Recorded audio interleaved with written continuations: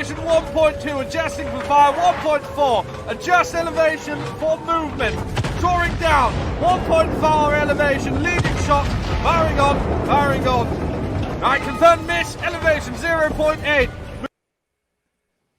Hello. Welcome to another stream. There's everyone. We've got quite a few in tonight.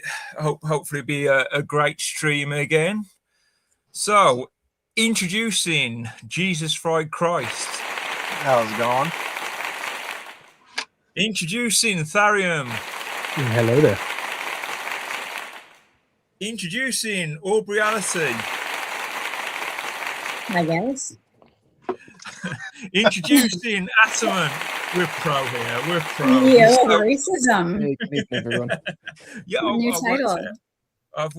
You all get a special introductory round. How are we all tonight then?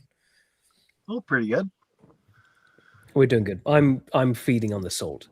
There's a lot of salt right now. Aubreyality. Great. I'm great. Thank you for asking, Mercian. And Ataman. Yeah, good. Good, great. Especially. Oh, this is such a shoddy. Where's Iron Duke? No. No. Right, and guys, You're watching, right? Is he he watching? probably is. I did invite him onto the stream, but I didn't. I can't predict whether Brutus might turn up. Oh. They're both welcome on. Hi, Alphabet Cat. I love Alphabet Cat. He always says hello. That's always very sweet. How's it going? It's a she. Alfred? It's a she. Oh, she. Yeah. Hi. Yeah. Oh, I didn't know that. Can you imagine that? There's like another woman in that. I know. circle? I thought it was a guy What that are just the had a really odds? cute kitten picture. Aubrey's just thinking now, oh, there can only be one. I'll have to deal with her.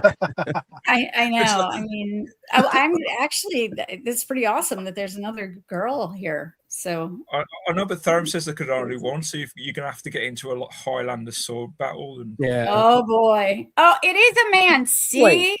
I thought Alphabet. I thought he was I a can woman do this it. whole time.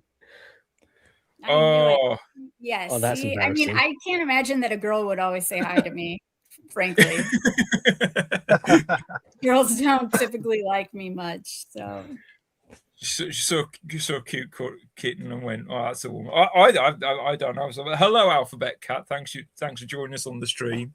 you didn't know you were going to star in the beginning of this show, but you are. Well, yeah, you know now main focus is we're just going to talk about you for the next 2-3 hours now. Alphabet Cat, how do you feel?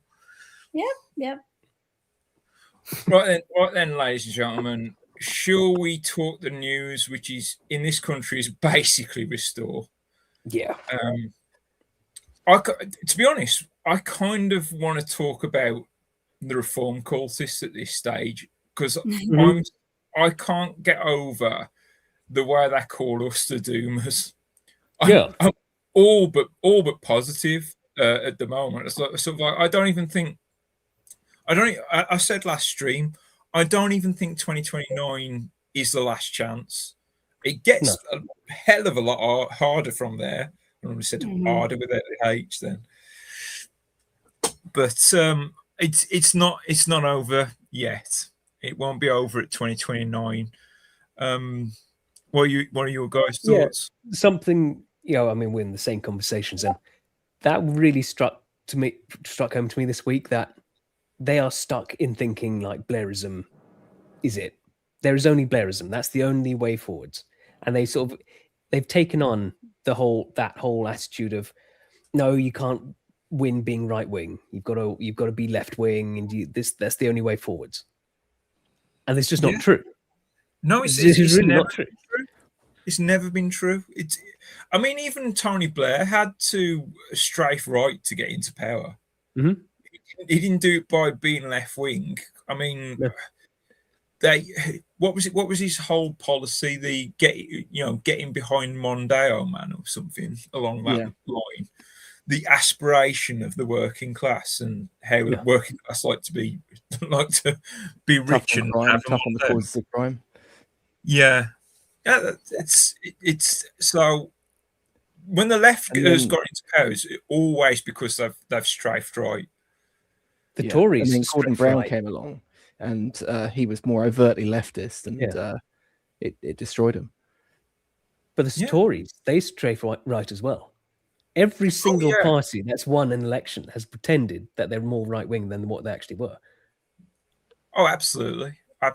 Yeah, it's how the Tories get it's the red meat strategy, isn't it? Yeah, and it's again these people, they're falling for it again. You're falling for it again. Why? We've been through this. We've been through this so many times. Why are you still falling for this crap? Yeah, no kidding. Well, I can't believe how many we know, Tharium. I find it boggling. I understand if you're maybe a member of Reform and you've put your all into this party just to I mean, like, even all the denial. Like, I understand if you put a lot of effort into it.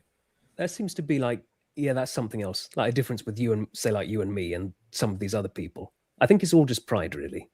They think, okay, Farage is the guy, and that's it. And they don't want to admit, oh, maybe I've been scammed. Whereas, like, the two of us, like, we'll go, oh, okay. Well, that's disappointing. Time to move on. When we see what things are actually going to be like, we don't have that pride of, oh, I know I was never wrong. I couldn't have possibly been wrong. Well, I think, for me, Farage... Go on, JFC, go on. How does that saying go? It's easier to fool a man than to convince him that he's been fooled. Yeah. Something along those lines. Yeah. But, I mean, Farage has disappointed me several times before I broke. Mm-hmm. I didn't like the standing down for Tories. I didn't like him constantly. I didn't like him leaving UKIP. I didn't like him starting the Brexit Party, which then became the Reform Party. I didn't like him then leaving said Brexit Party. Yeah. And I've often said that. Have you got something for us here, Tharium? Yeah, kind of like, just Nigel talking about his career, really.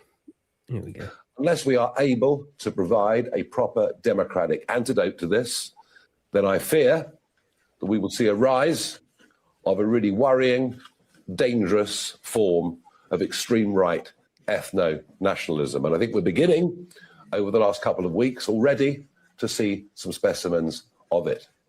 Nobody over the last quarter of a century has done more to defeat the genuine, intolerant, abhorrent, extreme far right than me. We did it with the British National Party and we'll do it with whoever else follows.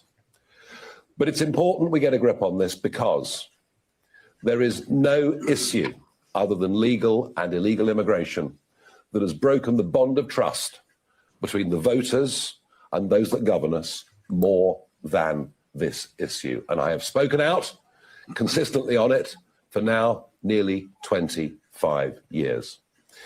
But I repeat the point I made at the conference last week. This is no longer a one-man band.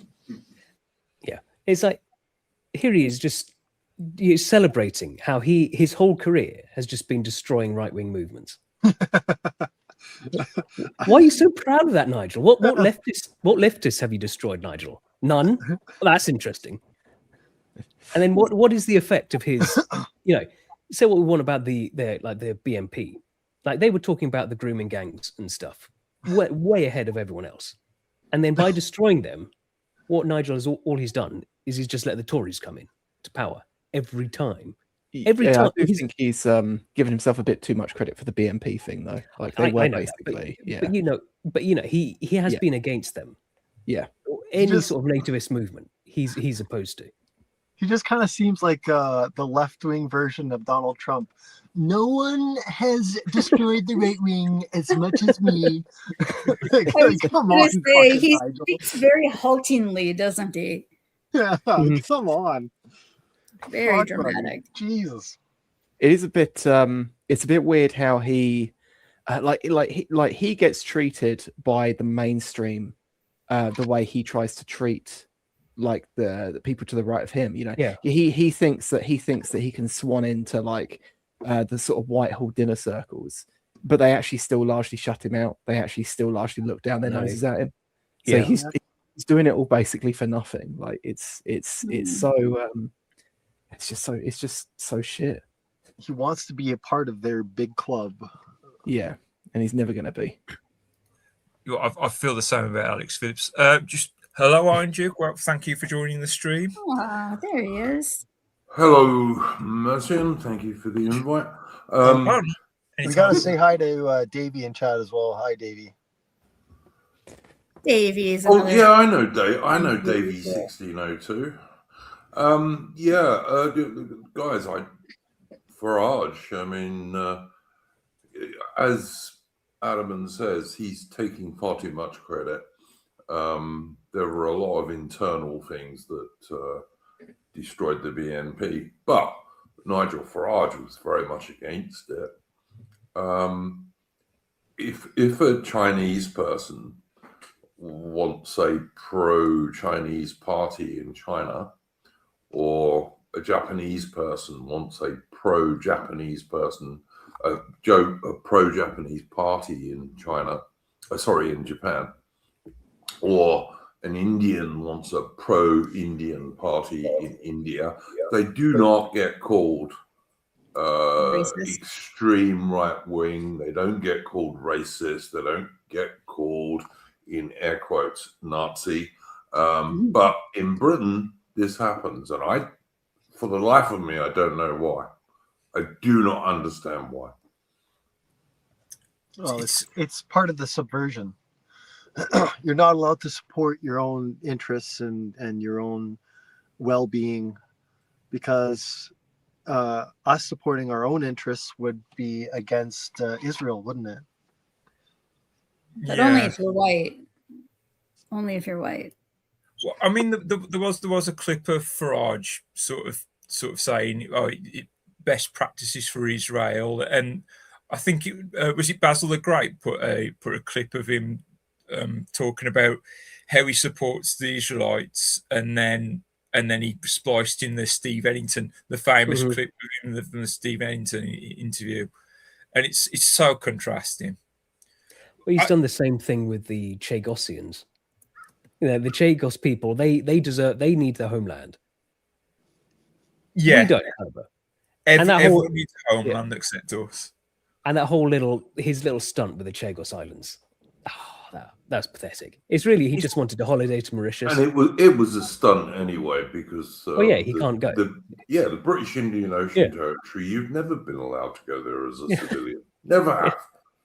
Well, it's like catnip to boomers, though, isn't it? No offense to older people in the chat or otherwise, but it's the same as like when you'd see in the Tommy Robinson stuff, like with the Israeli flag at all his rallies. Like as soon as there's an opportunity for them to simp for the sort of ethno-nationalism of another group, so they haven't got to appear fierce about their own people, they're straight on it. Like, Farage was at the sodding Somaliland rally. Who the fuck cares about Somaliland?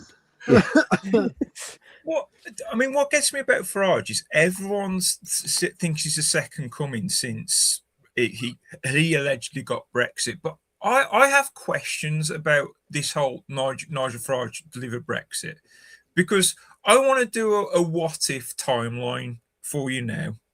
What if timeline 2010 election, Gordon Brown got in again? Does Nigel Farage deliver Brexit?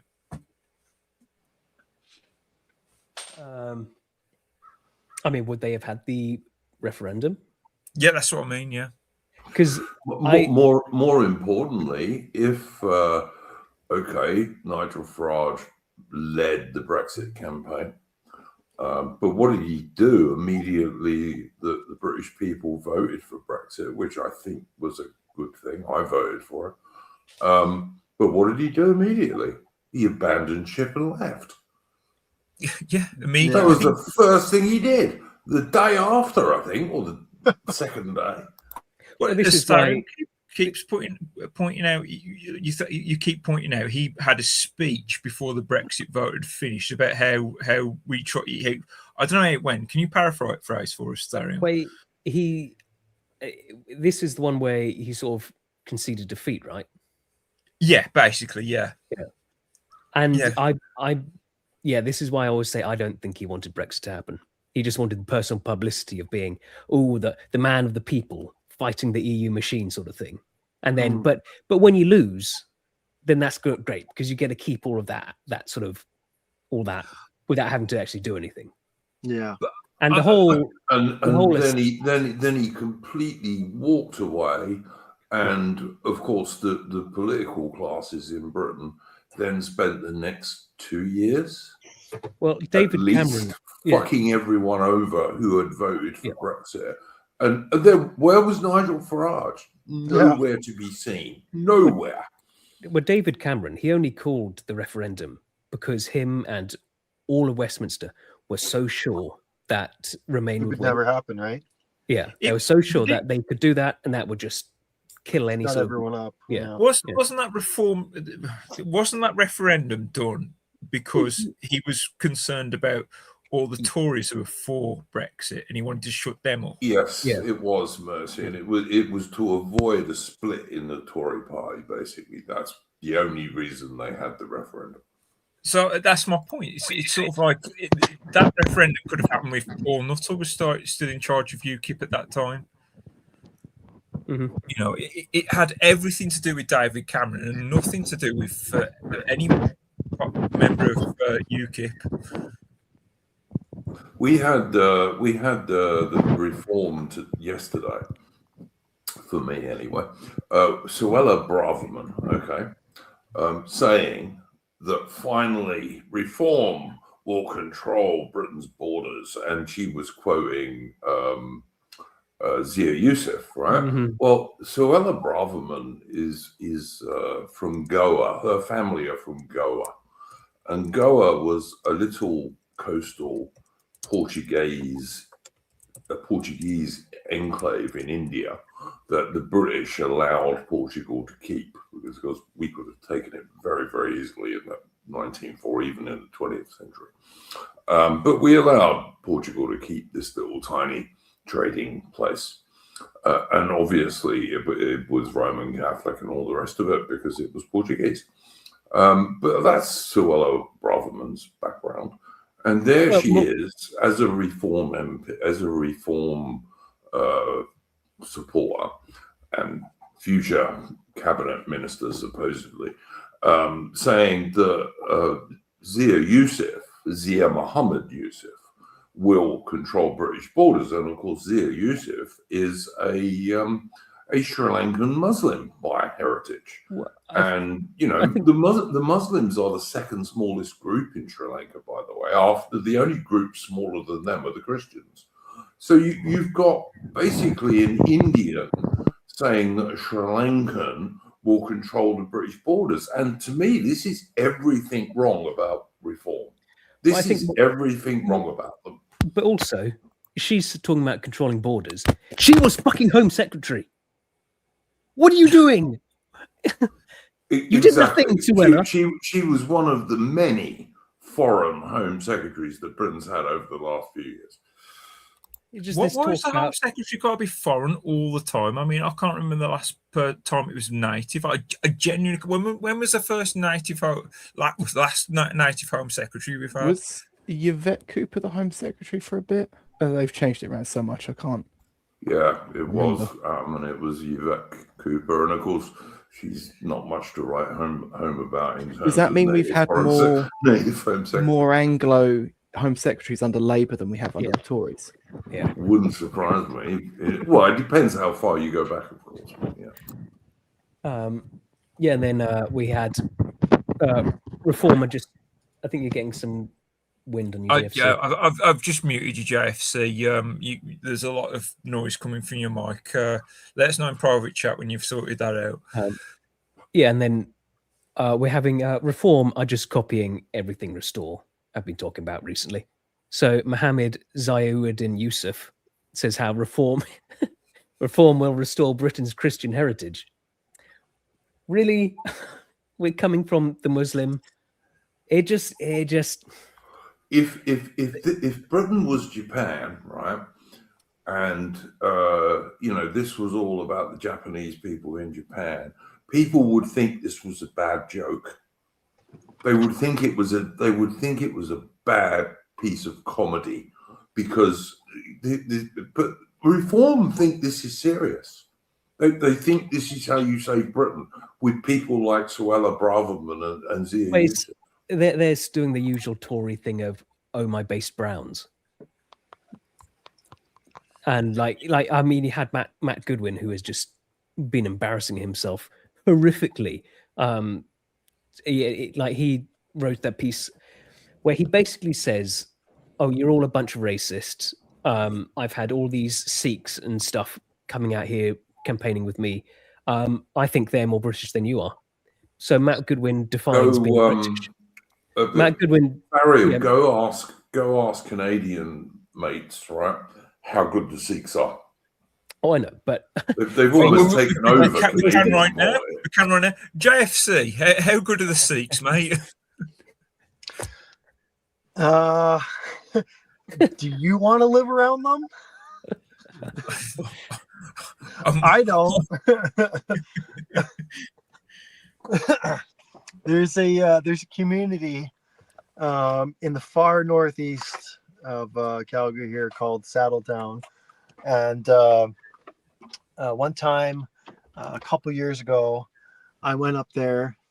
I took the train up there, the C train up there, to get some curry, some Indian food.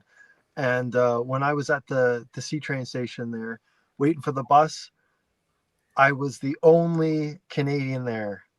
The only Canadian. It was like 98% Indians and about 2% Africans, and me. So, yeah. Wow. And Calgary is where they have the famous Stampede, the famous rodeo thing, isn't it? Jesus. Yeah. Every July, beginning the middle of July, 2 weeks. No, I think the reason that Reform put a lot of they're just trying to stop getting criticism from Guardian Easters, but they're never going to. Never going to. I just don't understand. I don't understand this mindset. On the right, you're now in the situation where you've got to step over the left. You just got to step over them, and if you don't, well, you might as well be on the left. Yeah. So I've been looking back through Home Secretaries. Prior to Yvette Cooper, we had Grant Shapps under the Tories, who was Home Secretary for 6 days. 6 days. Yeah, and then prior to that, you have to go all the way back to Amber Rudd in 2018 to find a British Home Secretary. What do you have to do to get kicked out after 6 days? That's pretty Liz Truss's government, isn't it? Yeah. 2022. I think it is, isn't it? So that's too late for that, I think. Oh, right, okay. That's embarrassing. Like you send out for business cards and you don't even. Yeah, you got to do before something. they even arrive.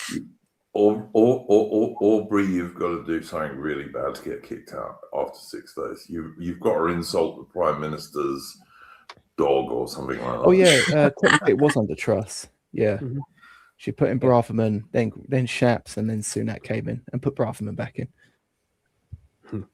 So I couldn't make a mind up. But yeah, because with Matt Goodwin, it seems like he's going to lose, which is good, because that's good for us, because this weak shit calling people racist stuff that needs to fail. And you're up against the sodden Greens, these absolute lunatics who listen, guys.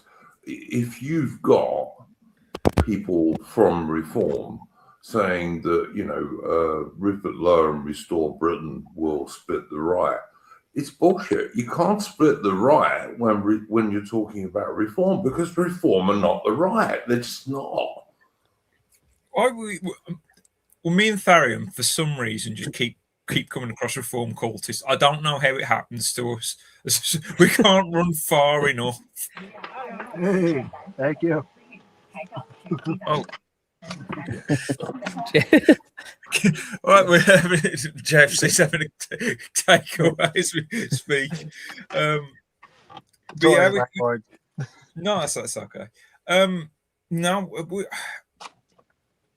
I've lost my train of thought now. I'm just thinking about what takeaway JFC's got. Is it literally KFC? At least the person didn't have an Indian accent. That's all you can say. No, my landlord's Chinese. Of course. Of course. Right. Okay. So, should we mention? I mean, a lot of the news. Like, I'm going over the X news. Top story in this country. One of the top stories. Restore Britain hits 7% in the first poll after launch. Any thoughts on this, guys? Well, this was the other thing. You see the attack lines from like Matt Goodwin and the Reform that Restore is just going to be like the BNP. The BNP caps out at 12,000 members. We're like Restore is close to 100,000.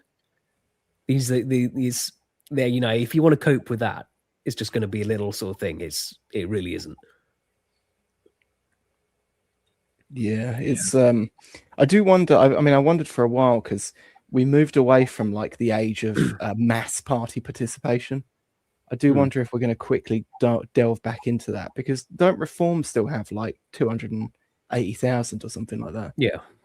So that means like between those two parties, you know, you're going to be approaching 500,000 at some point. I think Reform are I think they're on the way to be the fourth. I think they are the fourth biggest now. And no, so Restore are the fourth biggest now. Don't forget something else, though, guys. For a long time, and because I know, almost everyone on this stream, I can say that we've fought this for a long time now. But for a long time, Reform were the only game in town. I think a lot of good base Reform supporters are going to move to Restore, because Restore is saying they're going to do what they want, whereas Nigel Farage is not. Yeah.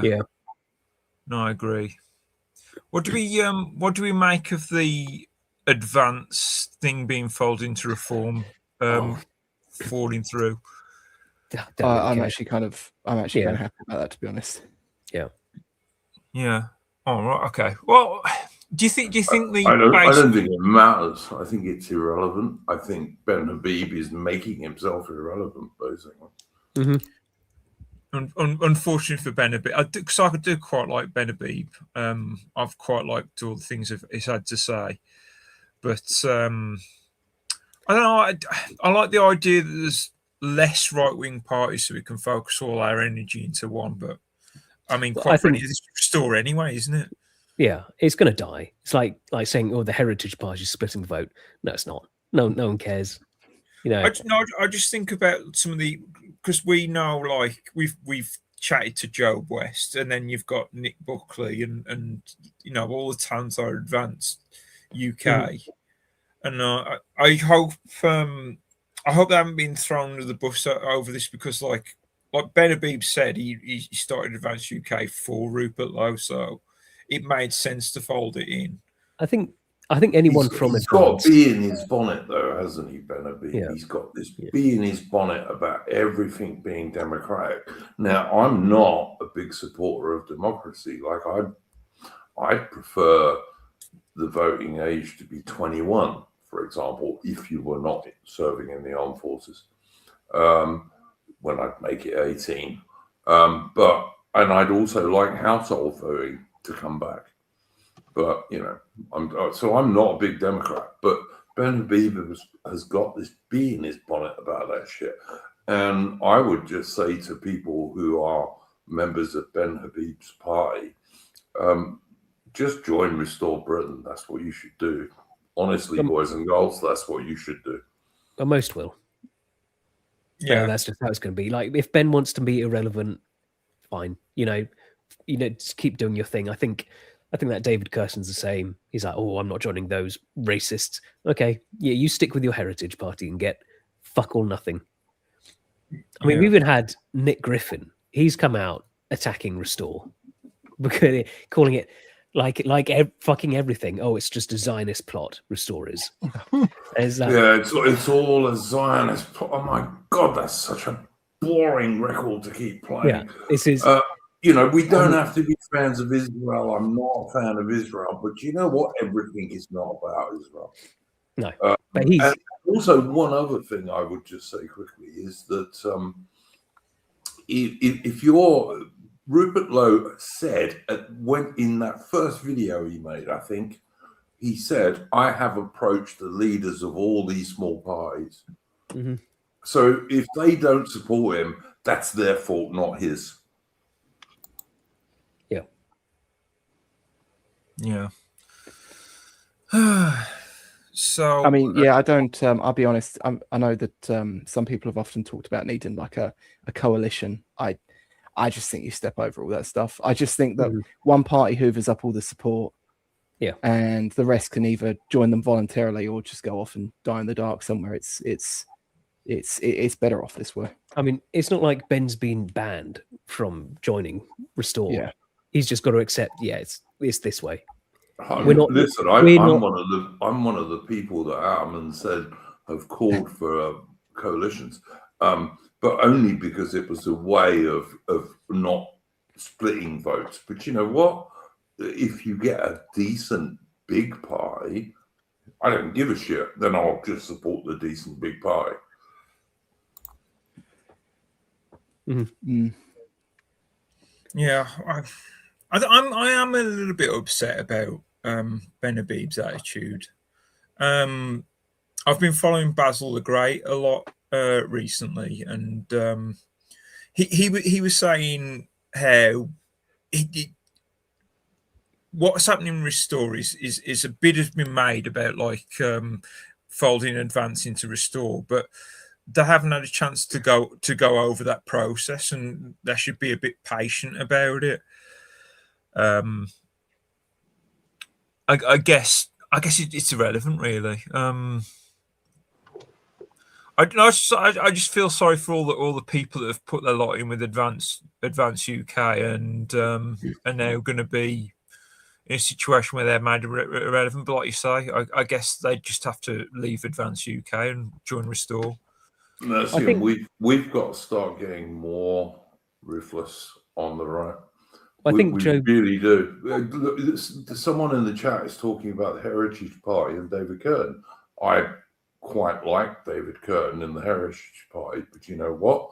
If he won't get behind Rupert Lowe, the same thing with Ben Habib, fuck him. We have got to start getting ruthless. We're talking about the survival of our country. I mean, it's not like we're missing anything. What, David Curtin and 5 guys? You're not that important, David. I'm sorry. I do like it. I've always said that. Out of all the right-wing parties, I have preferred the name Heritage Party, but that's about it. I remember Morgoth, probably at the last election, just before the last election, saying that he quite liked Curtin and Heritage. But Curtin has the opportunity to throw in his lot with Rupert Lowe and Restore Britain. So does Ben Habib. If they don't do that, then I think that's telling you all you need to know about these people. Yeah. No, absolutely. Still on the Restore thing though, has anyone seen Jared Taylor talking about how he's joined Restore? Jared Taylor of America. Good. Jared Taylor, as far as I'm concerned, is a good American gentleman. He's an old-fashioned American. You would have got on okay with Buchanan. Is that legal? Is that legal? Like, can that happen? Can foreigners join a? You can join Restore Britain from anywhere in the world, but that doesn't give you any voting foreigners. rights. Foreigners shouldn't be joining it though, because it's bad. You don't want lots of foreigners in your party. That's a really easy attack line for anyone to go. Well, really, what if you've got the likes of Suella Braverman, all these Sikhs, and people like Mohammed Zia Yusuf? It's a good thing if you shouldn't have foreigners joining. I'm sorry. I can't agree with you there, Farron. Taking over. That's No, worst you nightmare. like you imagine like okay, would Jared Taylor, would it, like, I don't know, let's say he's in charge of the Republican Party. Does he want a load of foreigners joining that? No one wants that. You don't want a load of foreigners joining your party. That's just it just looks bad. All right, I'd say two things to this, guys, and you can absolutely disagree with me. First thing I would say is I joined Restore Britain when it started, before it was a political party, from Australia. Are you against that, Aaron? No, like obviously there's like you can actually vote. You know, you are actually British. I can actually there's a vote difference because I still have property in the UK. There's a difference between British expats and just straight out foreigners. There's a big difference there. Yeah, and it's not that I'm personally against like Anglo-Americans or Canadians or Australians joining it. It's just for the benefit of £20 a year. The party doesn't really. I mean, bearing in mind the membership fees don't really do much for a party. It's almost always volunteering that propels a party. And what you're actually giving your opponents is this line to just go, oh yes, but this is actually just a party overrun by Americans, and this, that, and the other. Look at the picture on the screen, Armin. Right. I know, but they can say, well, these people are wonderful British citizens. That you can't. Does anyone on this panel really believe that? Obviously not. But this is the attack line. Like having 20,000 American members in Restore. It doesn't help. Like, look, I tell you what, Farron. All right, Farron. I know you have your own peculiarities, okay? And you've replaced Mitch in our particular Discord. Speaking of Mitch is in the green room. I can't bring him in because we're at capacity. So. You guys want me to step out? I'll step out so Mitch can come in. No, you stay there, Aubrey. I'm not a Brit, so I don't have to stay. And if someone drops out, I'll bring Mitch in. I just want you to know that Mitch is in the green room. You guys, let me step out. You put him in, so because I don't have a lot to contribute to this. So put Mitch in. Okay, we'll stay in the green room. I will. Okay. I will. Okay. Thank you.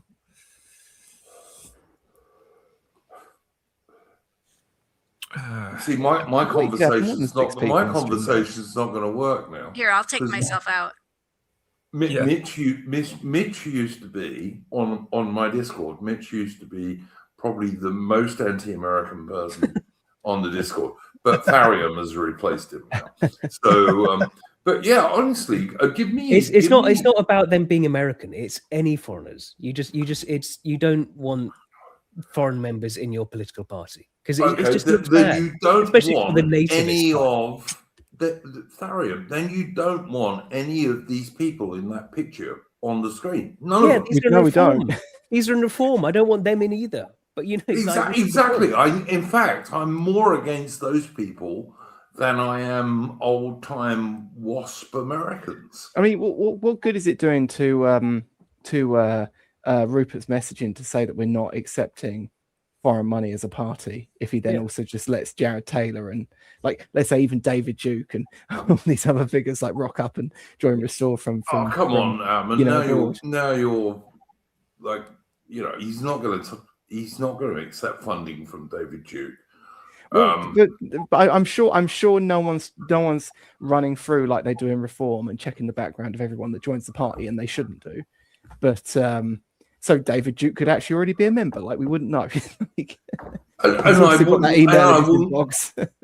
wouldn't care, Armin, if he was, to be honest, if he was just an individual member. I mean, you and I both know that when Rupert Lowe talks about foreign funding, he's talking about money from Israel and places like that. You know that.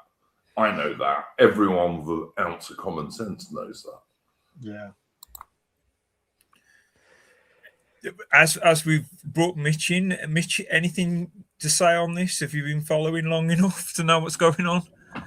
Yeah, I just echo what I said earlier. In terms of like with Restore getting like 7% of a vote, I mean that's plausible because I mean I've got, I mean guys I know IRL who they've got Twitter accounts and may follow Rupert and may like very much how much of a maverick he is. What stopped them voting for him is, well, I mean they believe that reform are inevitable, so they're just going to hedge their bets with reform until, let's say, unless Restore can show themselves as the victor, the true victor on the right, because that's so. That's what I would say. But like, you know, and that's why I'm a bit miffed about Ripple having left it so late. Like, he hasn't got enough. He won't probably have enough candidates for the local elections because he just won't be registered in time. So, what you're going to have to do is you're probably going to have loads of guys running it as independents, and then join Restore when it gets registered. Mm-hmm.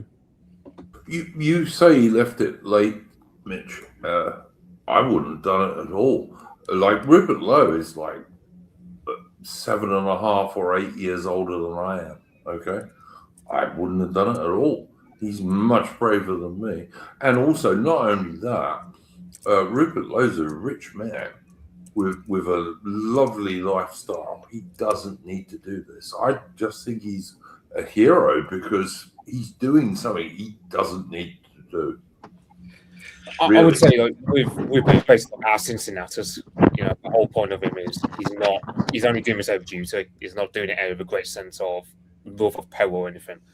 I think, like, because that's the thing, like, you got Farage, who, you know, he often talks a talk where, someone, how he's in this to do something. I was like, well, the problem with Farage is, as what people will say, he has to be the prettiest girl of the ball. He can't abide anyone being prettier than him or outshining him. And it's like, that's not a personality you want anywhere near power. For obvious reasons. Yes, Cincinnatus, by the way, is the perfect example, Mitch. And for people in the chat who don't know, Cincinnatus was a very famous Roman who had been he'd been the consul of Rome, but he had a small farm, as the good Roman used to have. And in an emergency, people went to see him, and he was actually ploughing his field with a couple of oxen. You know, not dressed up like a senator or anything like that. He was ploughing his damn field, and he passed the plough over to one of his servants or whatever, and then fucked off and took up command of a Roman army, defeated the enemy, and then went back to his little farm again. That's what Cincinnatus was. He was a real hero in the ancient world. Yeah. I just want to draw everyone's attention to the membership of parties, and you'll notice Restore Britain is the 5th most populous party in the UK. And that is not bad considering. 2 weeks, mate. 2 weeks. 2 weeks. 2 weeks. That's pretty damn good. Yeah, I'm pretty shocked that Reform is the biggest, but I'm also pretty shocked at the size of some of the others. Your party, 55,000 members. Is your party even a thing? I mean, Corbyn was a great party. Well, is it not split into two? Muslims and feminists, they'll get on well together. Your party had the conference where they voted for who's going to be the leader, and they voted to have the entire party be the leader, rather than one person, and that just completely killed it. Thing is, is this still based on the free sign up? Because then technically, I'm one of those members. Oh, probably, because I know what's her name, Zara Sultana. She did that scam, with the membership scam, which apparently the investigation into that was dropped. So she basically just got away with all the money. Wonderful. Advance UK, 40,000 members. That's pretty wild, to be honest. Yeah. I do wonder, like, but I wonder if we're getting ahead of ourselves when we say, like, because at the moment you got all the bookies, they're saying that there's equal chances for Restore to win the next election as there is for Reform. And it's like, well, I mean, we might get an election next year, in which case, I reckon we're going to get a Reform Tory coalition. Yeah.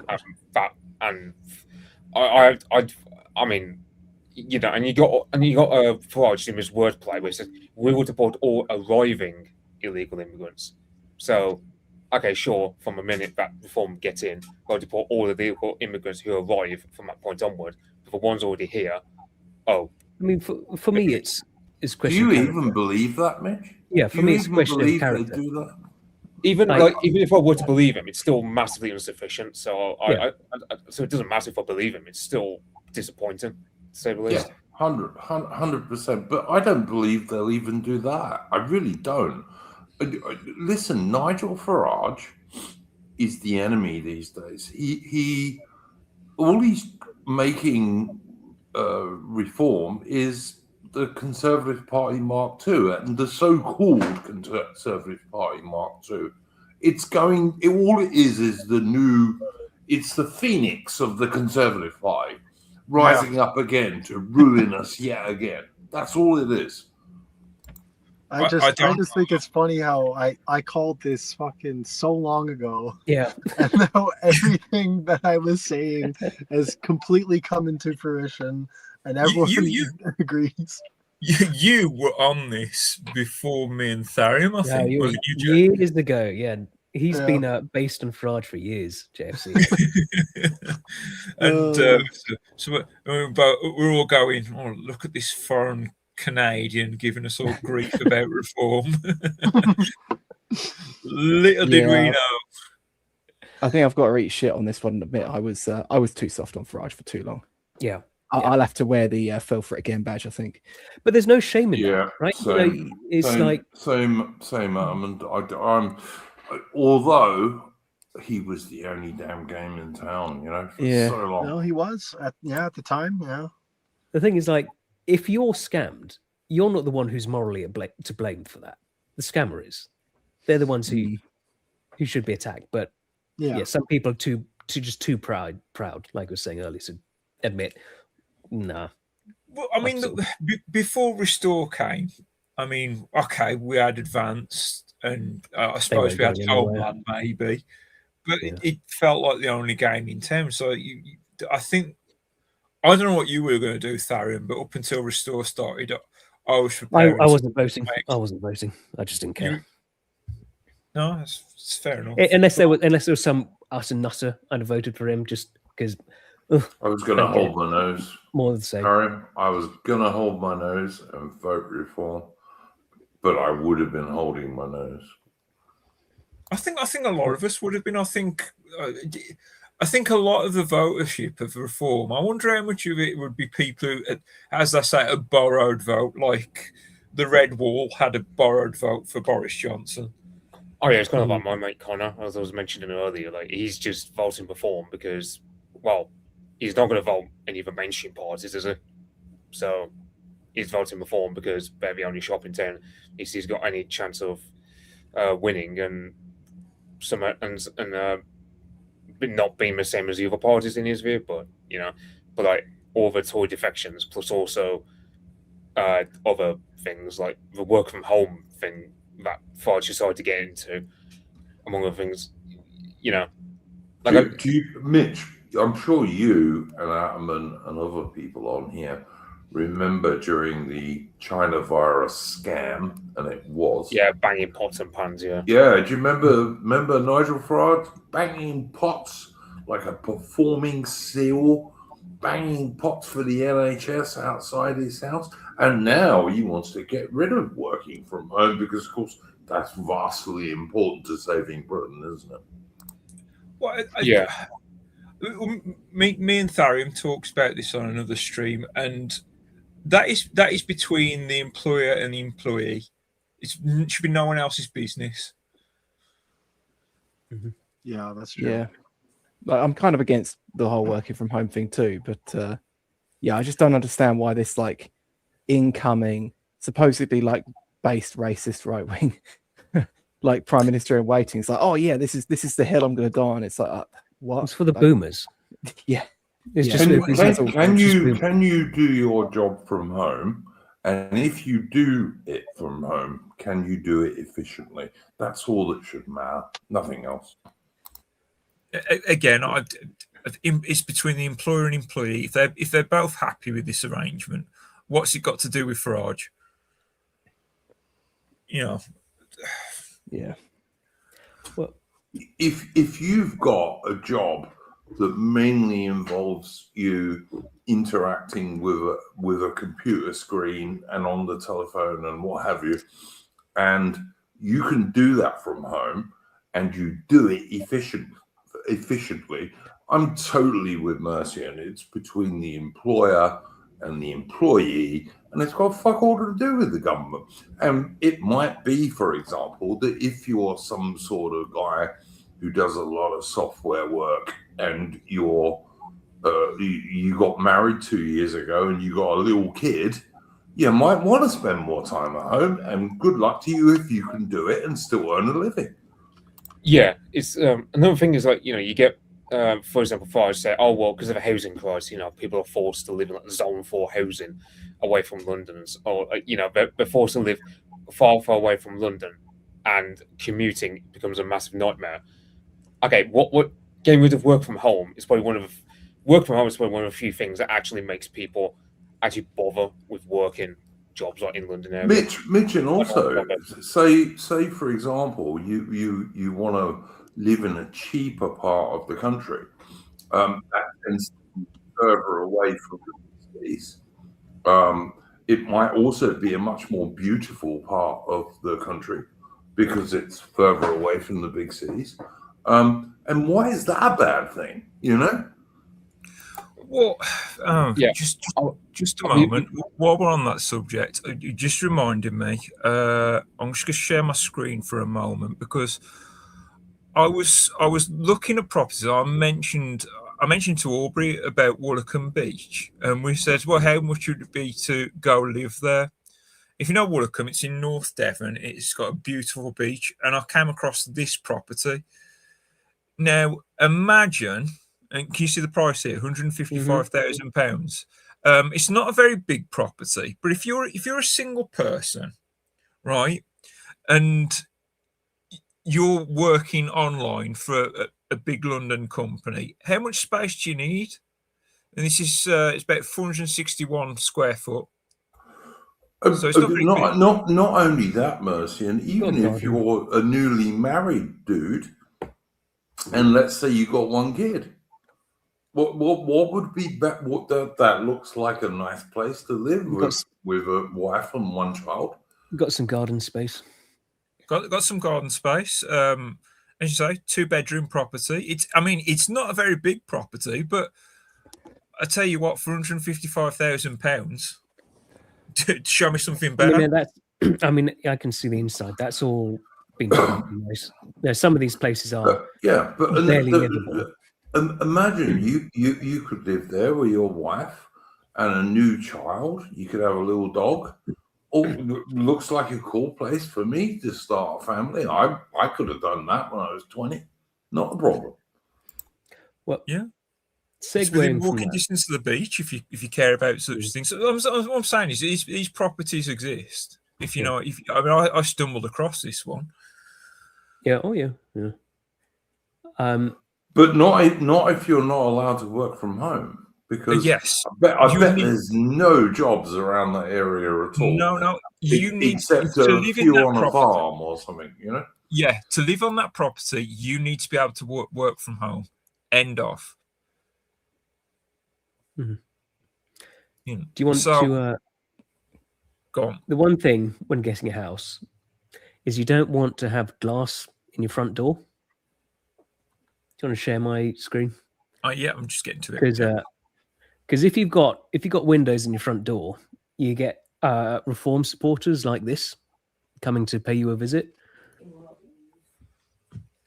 Oh God! Oh my God! I kept seeing this screenshot around. What's the context of this image? So this is this was at 2 a.m. This there's this guy turns up to their house and he's just staring through the front door window like this. Just this guy. The police come, like they say. They take him to the hospital because, make sure he's okay. Then when he's released, police say if he comes back, police say, just call us again. And this is him outside. Just, yeah. I've got to say, I would have opened my door and he would not have been happy. But anyway, whatever. Yeah. So, yeah, he just wanted to talk about, are you voting for reform? That's all. He's dropping around the Matt Goodwin leaflets. Yeah. Is that Harrigan, by the way? Is that Harrigan? Well, he went to Gordon and Denton. He did a video talking about it. He went canvassing. Support for reform dropped after they encountered him. That's not surprising. It's funny because talking about I don't know if you want to. I know I've got like a screen share where it's talking about Gordon and Denton. If you want, just a second. Yep, I'll bring it on stage. I've got to remove the other one. I mean, not that I can talk, but yeah, I'd imagine hearing his voice speaking to you through the Ring doorbell is probably quite. I mean, the most delusional reform supporter, is convinced that the Greens are going to win there. So, yeah, but yeah, I wonder if the guy quoted it, he just came across Harry and he's just like, you know what, I'm not voting reform. I want Rupert Lowe. yeah. That no one's heard of. Yeah, it's one thing. Schrodinger's restored Britain. It's like 1 minute they are like not a threat at all, but also enough of a threat that they can prevent reform from doing anything. Apparently, it's funny how that works. But yeah, we all know we all know what's going to happen. It's like Harry is going to age like that Seb Payne. He's just going to turn into that guy because he's been denied that chance of a reform safe seat up in Northern Wales. I think the only question is when Harrigan joins the Labour Party, to be honest, or the Greens. He eventually, when his hopes are dashed by reform, he'll join the Labour Party or the Greens or maybe the Commies. I don't know, something like that. He'll stick with him until some new centre-right party turns up. Well, I mean, he was. I don't ever like talking about him or giving them sort of oxygen, but I mean, he was banging on about how like Farage was the enemy, and all of this stuff, and actually making a lot of quite good criticisms of Farage, and then he just goes straight along with him as soon as back in the Tory days. Yeah, as soon as the tide's turning off, he's just going with them. Yeah, and then Reform are making the same excuses the Tories made, same things. Yeah. People forget, you see, Harrigan was an original Tory boy. It's how AA described him, certainly. Yeah.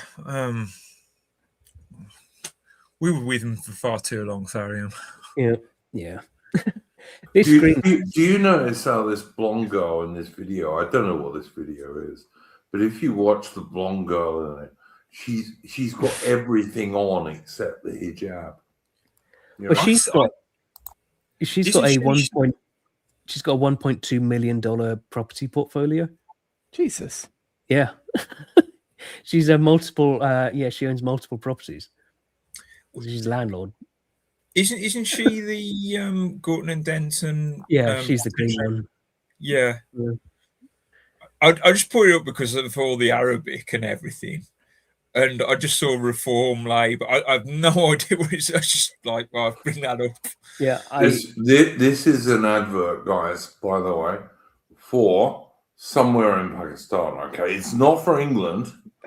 It's for somewhere in Pakistan. Honest, it must be, because look at the languages and the people and the dress and everything else. Obviously. Yeah, I've been doing a bit of a digital safari, finding other Reform supporters. I see. I've got. Can you share mine again? Yep. Yeah.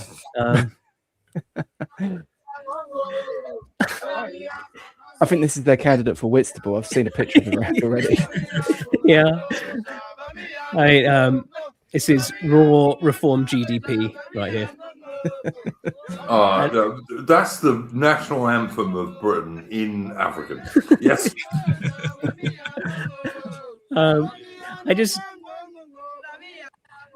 this, like, you wouldn't think this was real.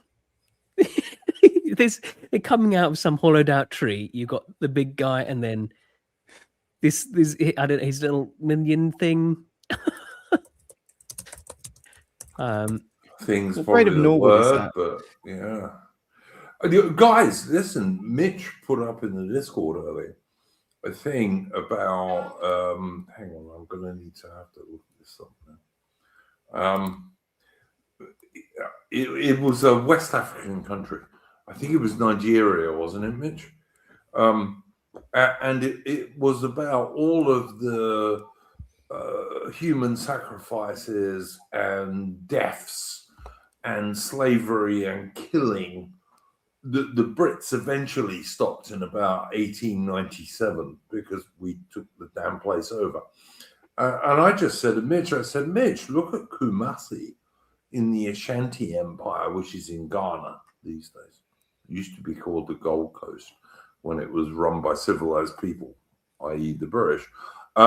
Same thing. It was this massive, massive slave empire.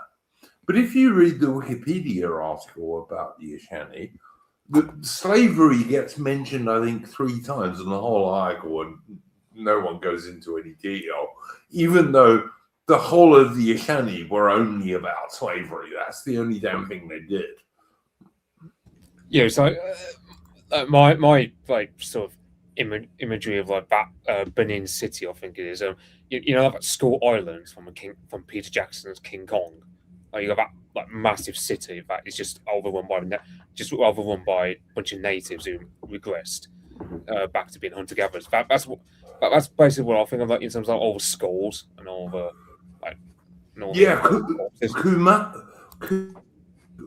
Kumasi, Mitch, had whole buildings built of human skulls because, they were Africans and that's what Africans did. But, whatever. I mean, I'll be honest, that is pretty metal, to be fair. I'm not totally against it. Speaking of which, can someone explain what the hell this is about? I'll turn it up a second because you need to hear it. 6-2, 6-2, 6-2, 6-2, 6-2, 6-2, 6-2, 6-2,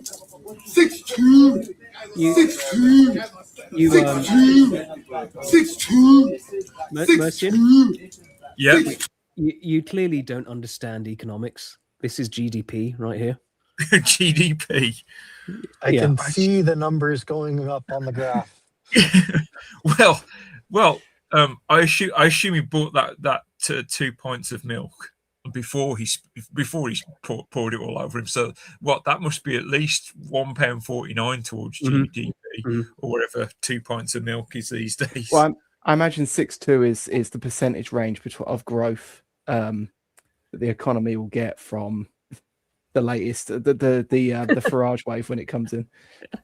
I thought that was his IQ he was talking about. I was just going to say that. I think 6'2" is his IQ. What, between 6 and 2? Not 62, I imagine. Oh my God. Possibly. Yeah, I meant between 6 and 2. Yeah. Yeah, I don't. Is this like a continuation of the 6-7 thing that they had before? I don't know. I've seen a lot of this 6-2 seems to come up a lot, and I don't know if it's brain damage. It might be they haven't reached 7 yet. They haven't figured out that high. They haven't evolved to Yeah. the point of counting to 7. Yeah. Yeah, I was going to say maybe he can't quite count to 7 yet. That could be it. Gets stuck. Gets to 6, then it's a lot. I mean, is this a protest? Is this a meme? Is this supposed to be funny? Is this what is this? Yeah, it's just meant to be funny. Oh, I thought it was going to be some sort of Yoruba voodoo ritual that Kenny Badnock was sponsoring. Yeah, or of course he's just a African moron. That's also possible. But yeah, it is also possible. Right, and should we move on to more news stories? Let's go into the Discord. This one caught my eye. Tharium has arranged all this for me, so thank you, Tharium. Where is share screen? that's a good way of losing the blame, Mercy, and anything. If people don't like this, it's Tharium's fault. It's perfect, isn't it? I went to forgotten day. Yorkshire town, but local state still feels English, and I like it the way it is. Oh my god! Clutch pearls. This is clearly a town that needs some diversity. And I did check. I checked my favorite map. This is talking about the town of Thorn. It is 97.8% white. Oh, terrible, awful place. Oh, yeah. Only 1 and a little bit % away from perfection. So this guy, he's going, as he's talking about it, he's going around, and it's a place that he sees that is quite left behind, he says.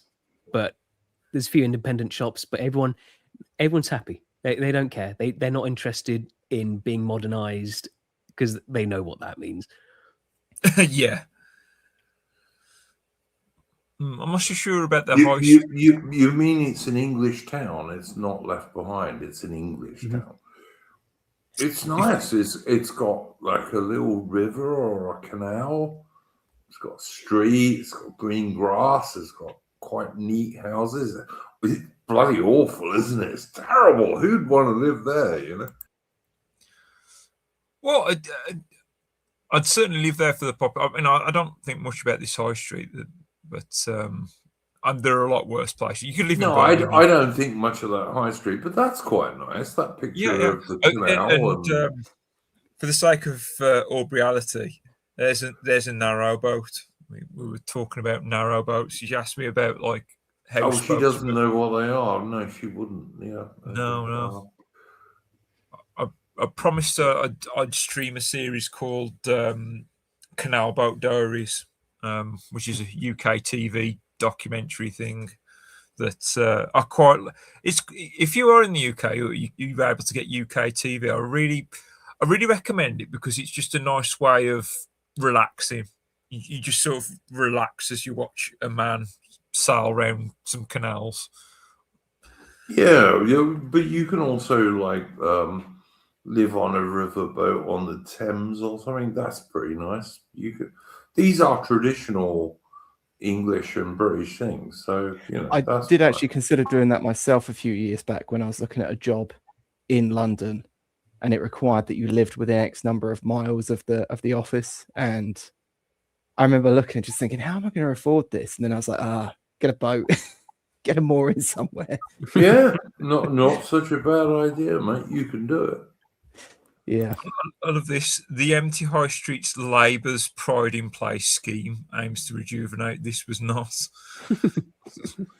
Yeah. He added, I feel English in this town. Oh no. Save it. Obviously a neo-Nazi, mate. If he feels English, he's a neo-Nazi. But how does he know what English is? According to Nigel Farage, of course. Oh, yes, of course. Oh, okay. Let's see. Go on. Yeah, Loaf of Sheffield on the chat said about Savile Town. When I saw the article and it said Yorkshire Town, I actually assumed it was going to be about Savile Town. Bonnie Blue is pregnant. after sleeping. So, So has she got any idea who the father is? No, well, I bet she yeah. hasn't. So what this was? This was she went. Apparently, she's had problems with fertility in the past, so she went and slept with 400 men as part of a. I think this was. She's calling it something like her breeding something or other.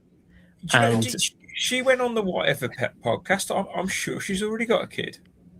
no, she doesn't apparently. All right, okay. I can just imagine a whim looks like a bottom of a rabbit hutch at this point.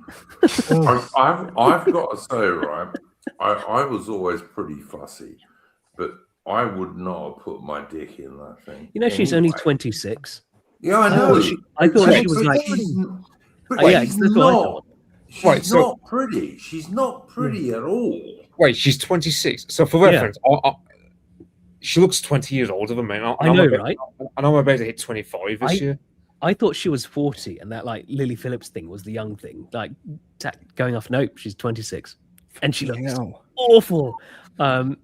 Anyway, so she was doing this stunt where she, like, this is all like trying to get pregnant. This I don't know. It was all a stunt anyway. And so there's 400 men, and she was taking DNA samples from them, taking their details, so that here it is from her breeding mission, sleeping with 400 men without protection, and then she's taken. I collected DNA samples on the day, which is just fucking disgusting. So she's going to find one of these lucky men. She's going to be matched up to the child. Here's one of the pictures from it. Noticing passing with these men. She is a filthy hoe, and if you put your dick in that, you deserve everything you get. Sorry. Can you imagine this poor child though? How were you born? Well, Mum went and screwed 400 black guys, and you were the one who got lucky. Like, oh. And this is, how you find like a responsible, a father who's going to be there for you. This is the way to do it. I don't know whether she's a Reform member, a supporter, or voter, but she actually endorsed. She will like Farage and Zia Yusuf for sure. Yeah, she actually endorsed Reform. I remember Spikes or Spectator. Well, it's not about it. Yeah, I did. Yeah. Wonder if she'll back Rupert. Oh, that would be bad. Like, yeah, I'm not.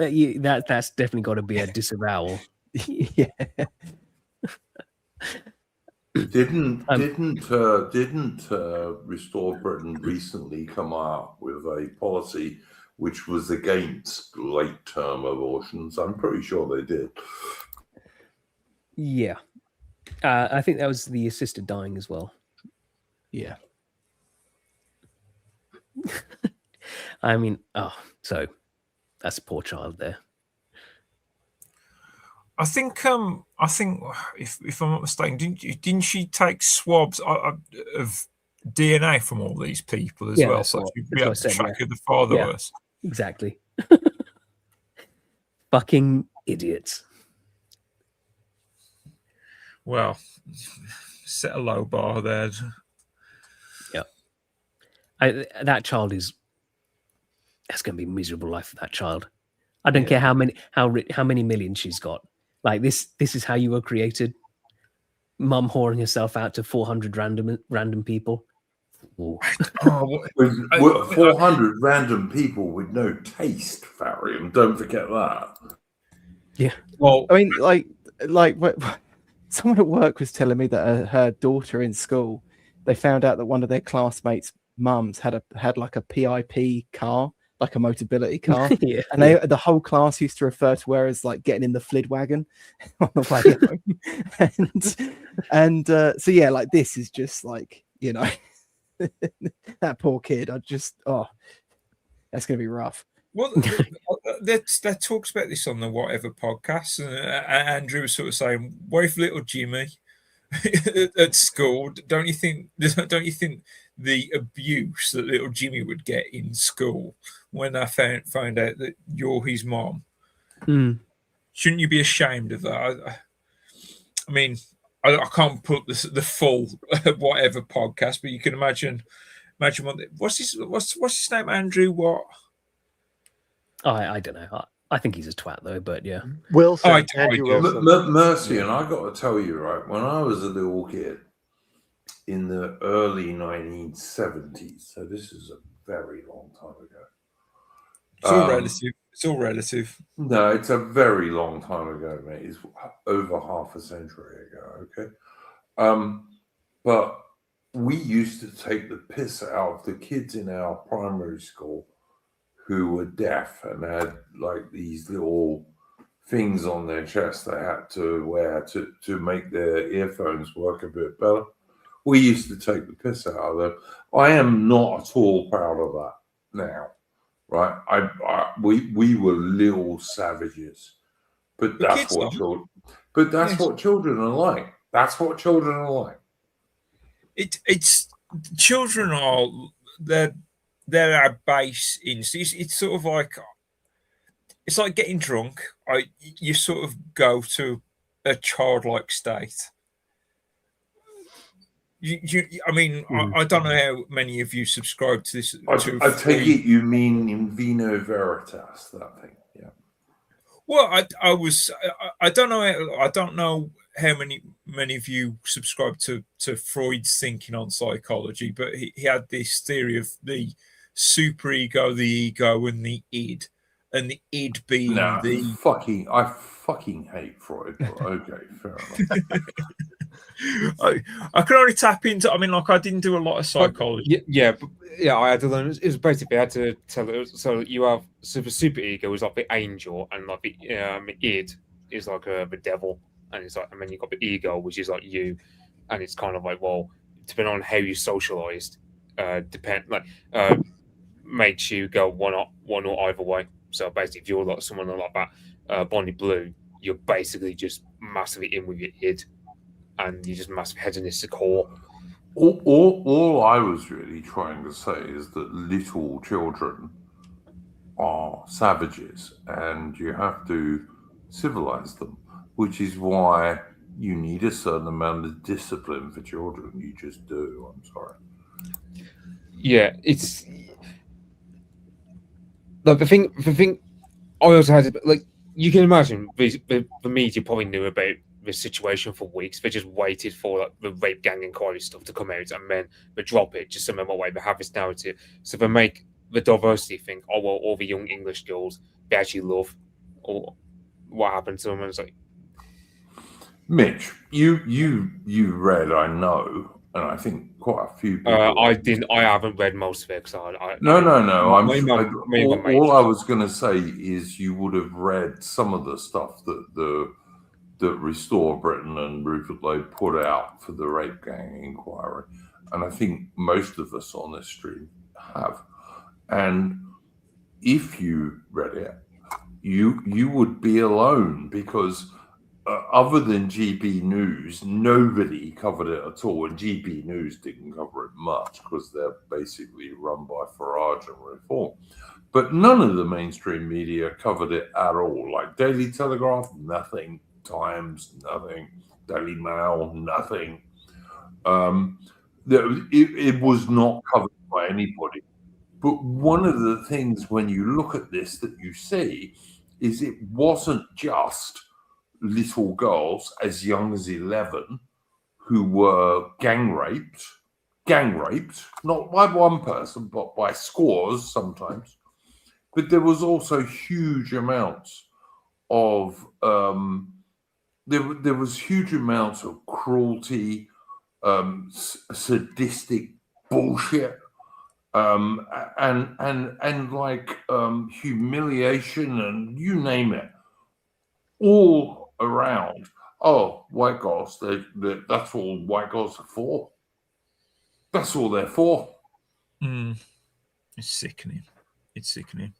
And the police, I would remind people, the British police used to arrest dads and brothers who tried to go and rescue their daughters and their sisters.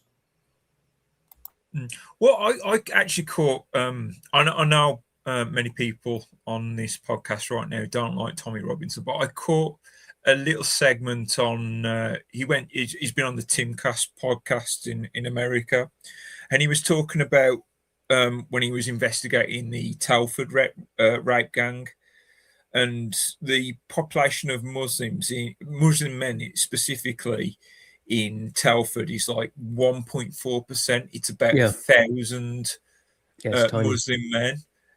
Do you know how many suspects were thought to have engaged in this rape gangs? Any guesses, anyone? If you haven't watched it. I know Atama mentioned like there were like very few Pakistani police officers back in the 1970s, and pretty much all of them were involved with the rape gangs.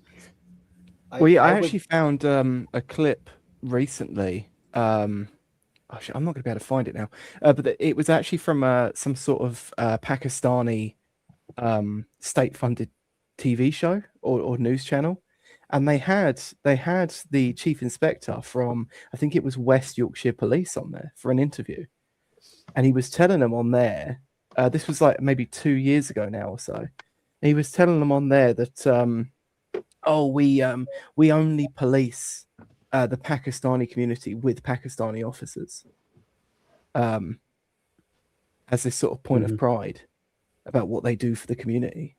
So, I think, Mercy, I think your thing was, it wasn't about like 10%, like directly caught.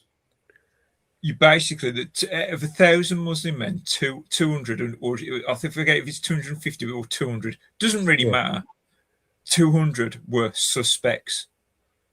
And I actually don't mean when you suspects were known to have indulged in this horrific crime.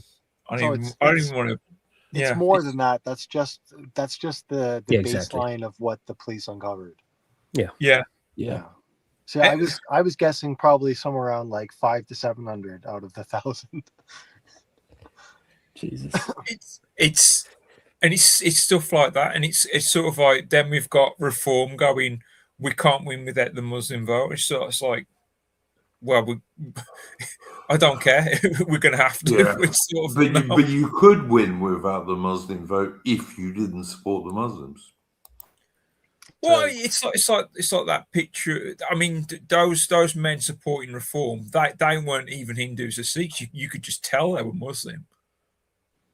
Yep. You know, like if you know all the markers for a Muslim man, you can't kind of tell. Even when they're not in their traditional garb, you can tell. Well, maybe I've lived in the West Midlands too long. Yeah, there was this lady going around. Yeah, a police officer actually standing up to them. So this was in response. There was this one Christian preacher on the street corner who, well, the locals were getting a bit riled up about it. Freedom of speech, the same way you guys have your freedom of speech. Now, you guys don't need to see eye to eye, and you don't need to agree, and you're all more than welcome to stand here and have conversations with them, but they're not being aggressive. Look at how angry this one looks. Oh God! This. Guys, wait until she gets raped when she's not in uniform and she's out one night, and then all of a sudden she'll be screaming for white guys to try and come and save her. I mean, that's their risk. That's their risk. I told the police because on the way I heard them say offensive word about the religion. I ignored it. I came back on the way. He's talking about a prophet. Then he said like a donkey. So he clarified Yeah, like a donkey. Yes. Yeah. You know, I could misunderstand the word, but when hundreds of people are stopping, because what you say, there must be something wrong. Right? Yeah. Oh yeah, when hundreds of people are stopping for something, then there must be something wrong. That's what happens every time. Yeah. But you see, there's a difference between hate and freedom of speech. You see this. No. They know their fucking tricks, don't they? Oh, this is hate speech. No, that doesn't count. They know all the little fucking tricks that they can get around to try and do this. That's a full hate crime, man. It's not. No, he's going fully against another religion. And that dimwit woman is so dumb that she doesn't realise if she was there as a civilian, right? As a civilian on her own, would she want to be with these guys? I don't think Hell so. no. No. But we should, she's like finally a police officer is standing up to them. Like, so good for her for that. Yeah. I'm surprised it's a female officer as well. Yeah. She's cute too. She could arrest me for racism. Well, I was better say. What is it with these stupid sexy police officers? Yeah. Guys, you can see these people surrounding her hate her. And if she wasn't a police officer, she'd be in big trouble.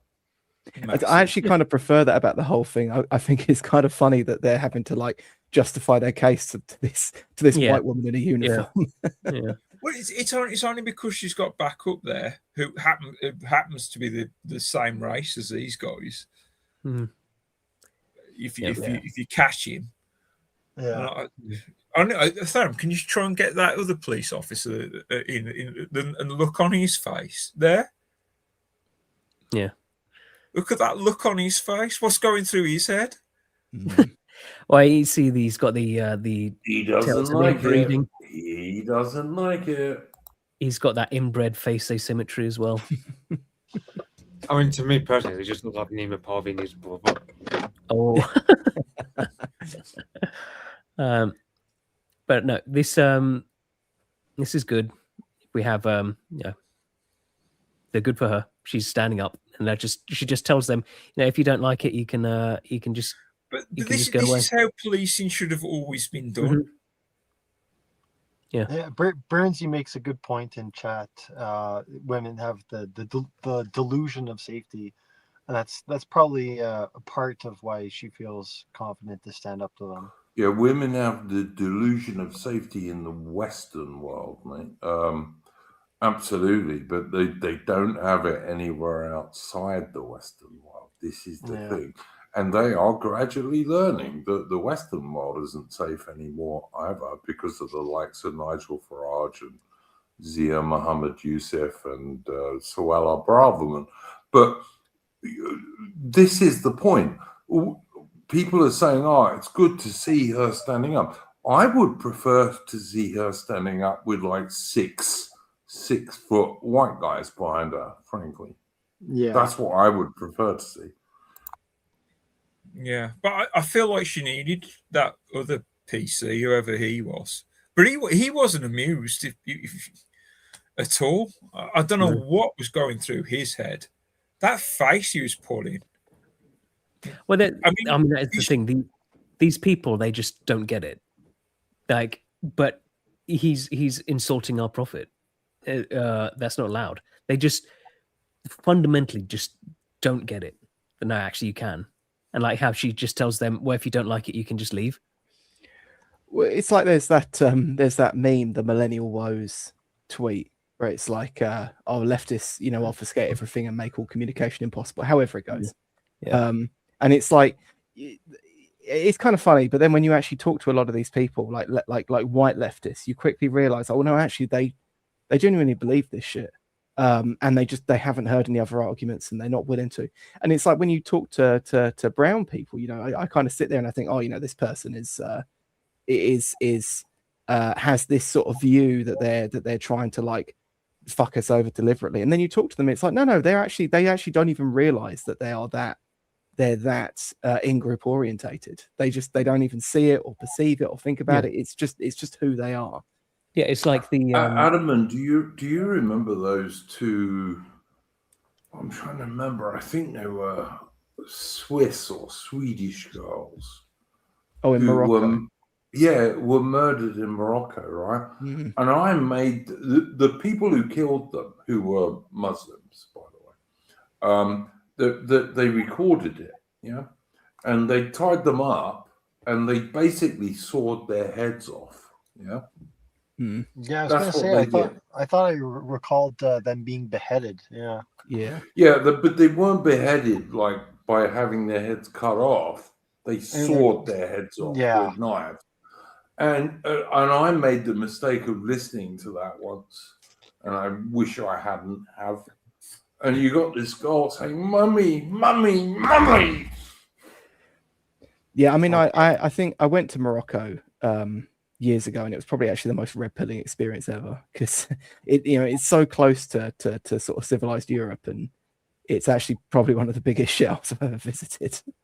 Well, I mean, that strait between Morocco and Spain there, is that comparable to the English Channel between Calais and Dover?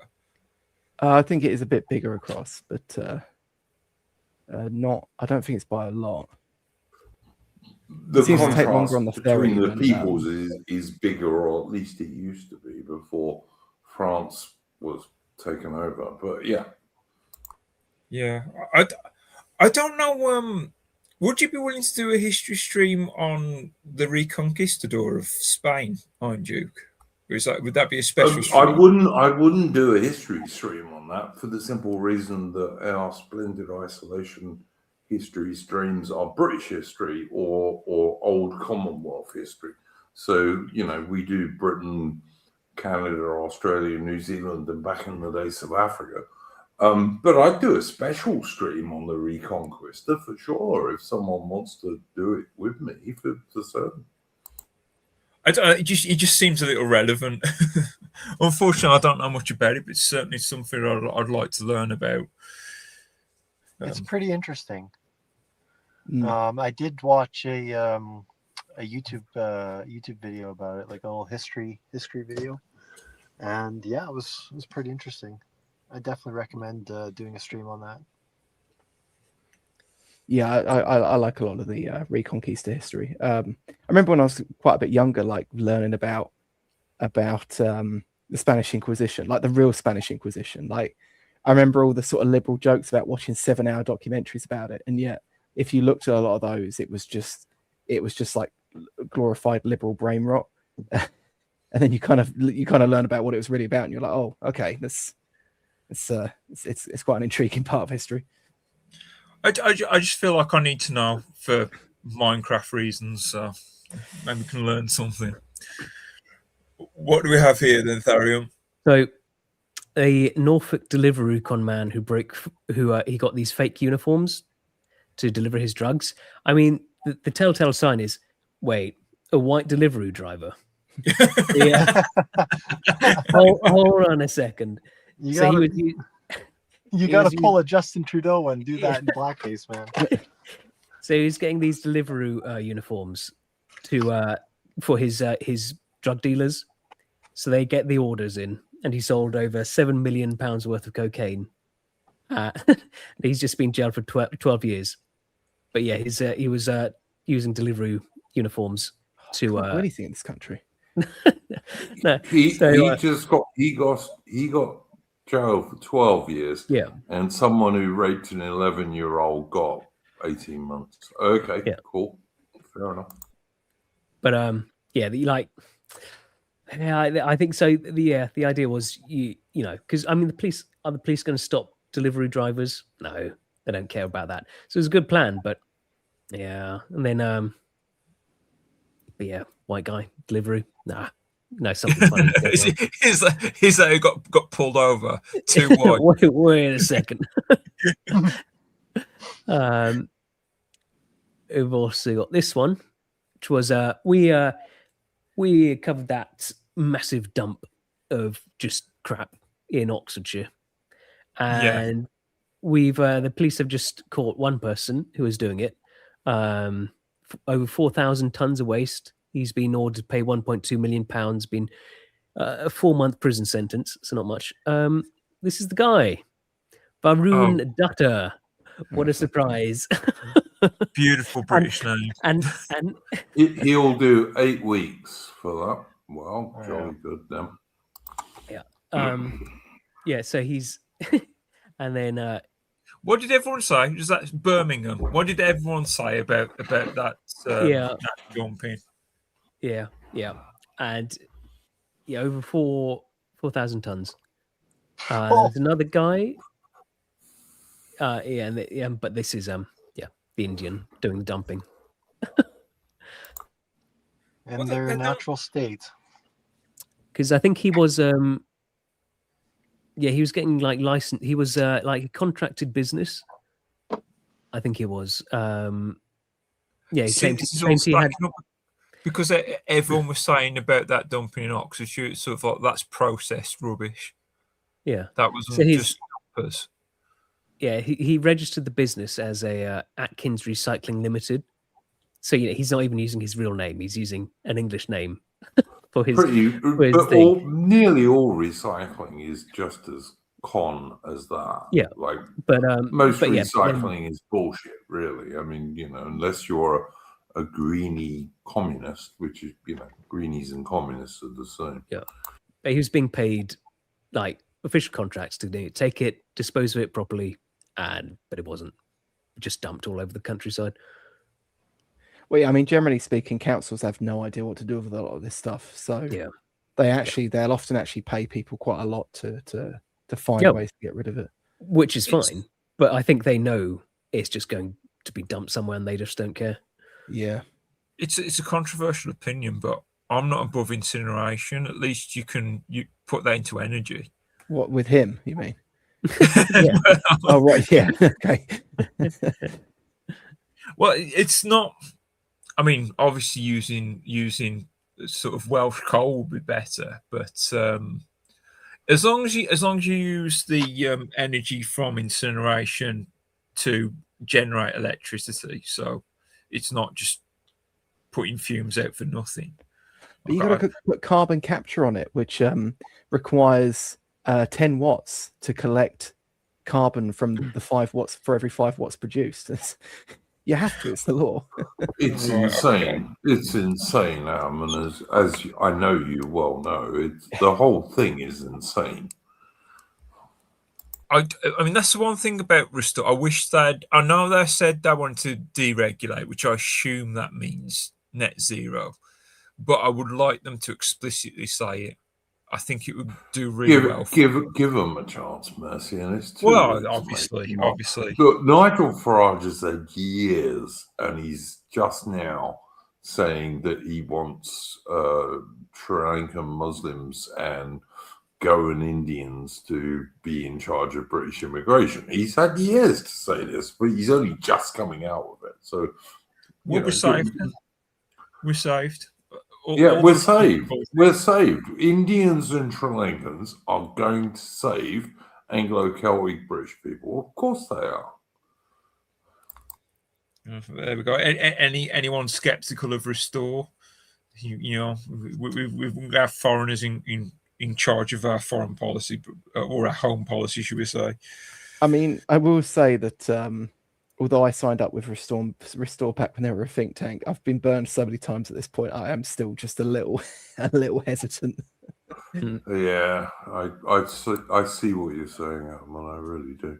But we on this channel, right? We'll say how much we mistrust Americans, but apparently Indians from Goa, which was a Portuguese enclave, and Sri Lankan Muslims, those guys, we all trust them 100%. Let's go for it. I'm surprised because I actually went to a place in Oxfordshire that had a little community of Malaysians that were like Portuguese, like spoke Portuguese, and all I was thinking when I met them is, okay, you've emigrated away from Malaysia. Why are you here and not in Portugal? It blew my mind. You need to explain to me, Mercy, and what Portugal had to do with Malaya. Malaysia was a British colony, right? I forget. Like Malaysia, Philippines. I forget which part. Okay. So it wasn't Malaysia. It was somewhere else. Fair enough. Yeah, sorry. Because that was British, all right? And when I say my apologies, I mean we ran it, not that it was in any way, shape, or form actually British. But You know, nothing to do with Portugal. I forget. Well- I wish I could remember the name of it. It's like what one of those chain of islands above Australia. It's one of those. I forget which one. Timor. That East Timor used to be Portuguese. Maybe you mean That sounds right. But there was like there's a few people that worked at this place in Oxford. I have no idea how people from East Timor end up in Britain. I mean, East Timor was Portuguese. Then it got taken over by the Indonesians when Portugal went communist, you know, when they gave up their empire in the 70s. They had a military coup and Portugal basically went commie. And it gave up Angola and Mozambique and the place in West Africa it had, and East Timor, and also Macau, which was on the coast of China, near Hong Kong. And they gave up all that stuff. And East Timor, the Indonesians started murdering, because the Indonesians are big-time Muslims, a bit like Muhammad Zia Yusuf. And the Indonesians started murdering all the Roman Catholics in East Timor. And because East Timor had been Portuguese, it had a lot of Roman Catholics. And eventually it got so bad that Australia had to send troops there to stop the East Timorese civilians being murdered by the Indonesians. Now, of course, you know, Australian soldiers are always going to beat Indonesian soldiers. And so Indonesia stopped that fairly quickly. But I still don't know how East Timorese people end up in Britain, for fuck's sake. In Oxfordshire, I guess they're refugees, but why aren't there refugees in at least Portugal? Well, yeah, but they shouldn't even be refugees anywhere because the Australian army went there and they're quite safe now. Because, you know, I don't know what the story is there. The Indonesians withdrew. And I think I'm right in saying there are still like Australian federal cops in East Timor to make sure that the Indonesians never come back. But, you know, that's just me, and maybe I'm absolutely stupid. But whatever. It like I said, I mean, I can't think of any reason they can't go home, to be honest. They're not refugees. East Timor is now a safe country, as far as I know. Well, I remember Carl Benjamin talking about Swindon town centre and him hearing a French accent. So Africans from former French colonies now living in Swindon. It's sort of like, okay, you want to get out of Africa, but why aren't you living in France? Why are you here in Swindon? It doesn't make any sense to me. Well, I mean, the 1919 race riots were actually centered around French African colonial blacks that were put in Liverpool, right? To like work in the docks. It's just, it's so bizarre. Yeah, but don't forget, Adam, if you search hard enough, and if you spend 3 months doing the research, you can probably find one Jamaican RAF guy. In World War II. So therefore, you know, all of Jamaica. Therefore, Britain should be taken over by people who are not. I mean, even then, in like 1919, you can find headlines where they're like quoting these blacks when they're in court, and they're going, "Oh, we come here to kill the whitey," and it's like, seriously, it's been going on for like over 100 years. Like, oh yeah, for sure. In the Anglo-Zulu War, guys. Right, and people will know because I lived in South Africa for a long time. Like, I know a lot about the Anglo-Zulu War, and in the Anglo-Zulu War, the Zulus used to call the British Inglubi sometimes. Yeah, and do you know what Inglubi is Zulu for? Is it an epithet or pig? It means pig. Right. In Zulu, if you call someone in Inglubi, don't do it, by the way, you'll get in a fight. It means pig. It means pig. Right. So, and that was 1879, guys. This I'm goes saying back that's a the first Zulu long person I time. meet. I was just about to sort of say it's sort of like in today's parlance, calling the English working class gammons. It's almost the same, isn't it? Really? Well, it almost is. And how do you think they came up with that term, Mercian? Well, probably the same reason that we could be called gammons.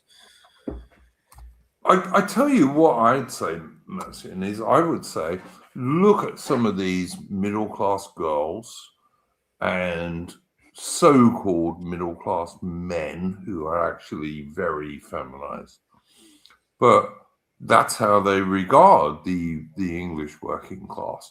Even 11-year-old little English working class girls or Scottish working class girls. We all remember the Scottish girl with the axe trying to defend her sister.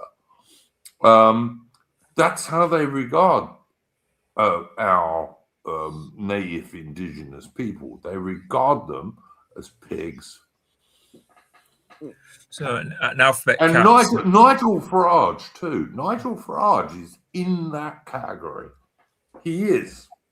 Yeah, more than likely.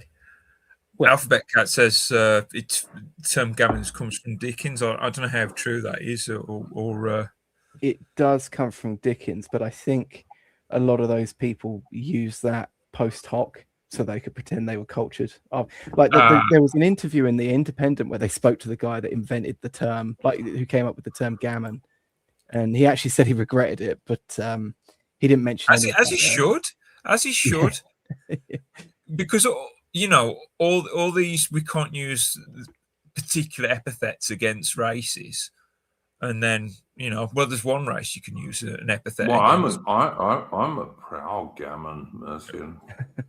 I'm proud gammon. My gammon ancestors made the British Empire. They fought at Waterloo. They fought in the Peninsular War. The Duke of Wellington couldn't have done fuck all without gammon. So piss on that. Someone in my office did call me the gammon. Dario, I swear to God. What? I was going to bring this one up actually. I'm going to say it. I too suffer from this horrible affliction. You've got to play this, guys. You've got to play this. Right, okay. I don't think YouTube will pick it up. It's a bit distant. Oh, right. Okay. If you say so. Oh, God. Delroy and I are delighted to be presenting the first BAFTA of the night for a vital part of movie making. Oh, that. We're here to celebrate. If you didn't catch that in chat, he said digger. And bear in mind, guys, these two Americans, right? And we have some anti-American people on our stream and in my Discord, but this is supposed to be the British awards, and we have two American black guys here who are I don't know, semi-American, I guess you'd say. I don't know, whatever. Yeah, but the thing is, I think it's funny. You never come across black people with Tourette's, but then again, if a black person had Tourette's, it probably would say, "Oh God, where's my?" I love being a great. I did see probably be the last. I did see one black girl doing a video, and she had Tourette's, and she was actually defending this, going, "No, please, guys, don't attack him. You really can't stop. You can't control it." Yeah, I mean, there's a certain sort of sad aspect to it, which is that they've made this film to raise awareness about Tourette's, and then they put it back 20 years. Yeah, there's just all these accounts out there now, including like all these white people that should know better, and they're all just there oh yeah, well, maybe he does have Tourette's, but he still shouldn't have said it. Can I just say, Davey 1602 in the chat says gammon equals cured pork, right?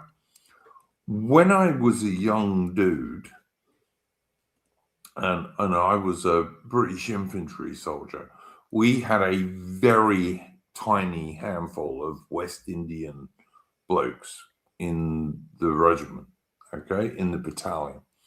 Very small because it was a London unit, but we never had many because those guys don't join the British Army by and large. And one of them, who I knew vaguely, said to me that West Indian dudes in the 1980s, they called black girls beef, right? They were beef. And white girls who were into black guys were called pork. This was in the 1980s, so 45 years ago, all right? So when you're looking at gammon, bear that in mind, guys. No, fair. We'll try fair not to. enough. What was the story you had prepped before this then, Tharium?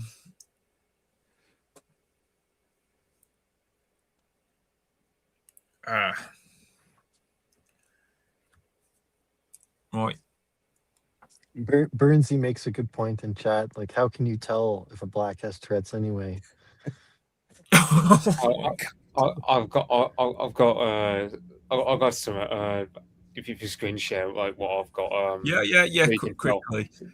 Yeah, just I a quick. don't know if you know, Tharium, but you're muted. Right. Yep. Okay. Yeah. So if you've been talking long, I'll put yours back up in a second, Tharium. Was.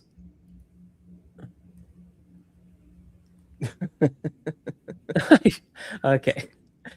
Black was cursed with Tourette's, which makes him blurt out things which are taboo to his culture. I should get a job, work hard, be on time, marry, be a good father.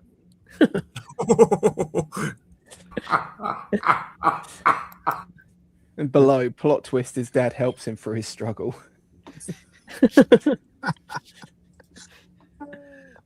It's like, I mean, like this was Dangerfield's point. Like, is it with black people and schizophrenia? Is it schizophrenia, or is that just what they're like? Yeah, I mean, it's funny how like they've been sitting here making excuses for these people all these years. Oh, the reason they killed these kids in this parking lot is because of socioeconomic factors or this, that, and the other. And then suddenly it's like, oh no, this guy can help, blurting out this word. It's like, I think you're applying the same sort of like lazy excuses, and you're just thinking, oh, this must also be how this other thing works. It's like, not quite. Well, I mean, it's like if a Muslim guy drives a van into a white party, the guy's mentally ill. He's not a Muslim terrorist. He's mentally ill. Always. When this guy does something, which will happen, it's going to be mental health. That's all they'll say. Yeah, and they won't lock him up because they'll get back to the office and be like, "Oh bloody hell, we've locked a lot of these people up. We can't be throwing enough one away." Yeah, just put him back out on the streets. Anyway, but this guy from Kent, good lad. He went to. There's apparently in the Balkans along these there's little pockets of unclaimed land, which it's unclaimed. I say both of them claim it, so it's officially disputed. And he thought he could go and buy.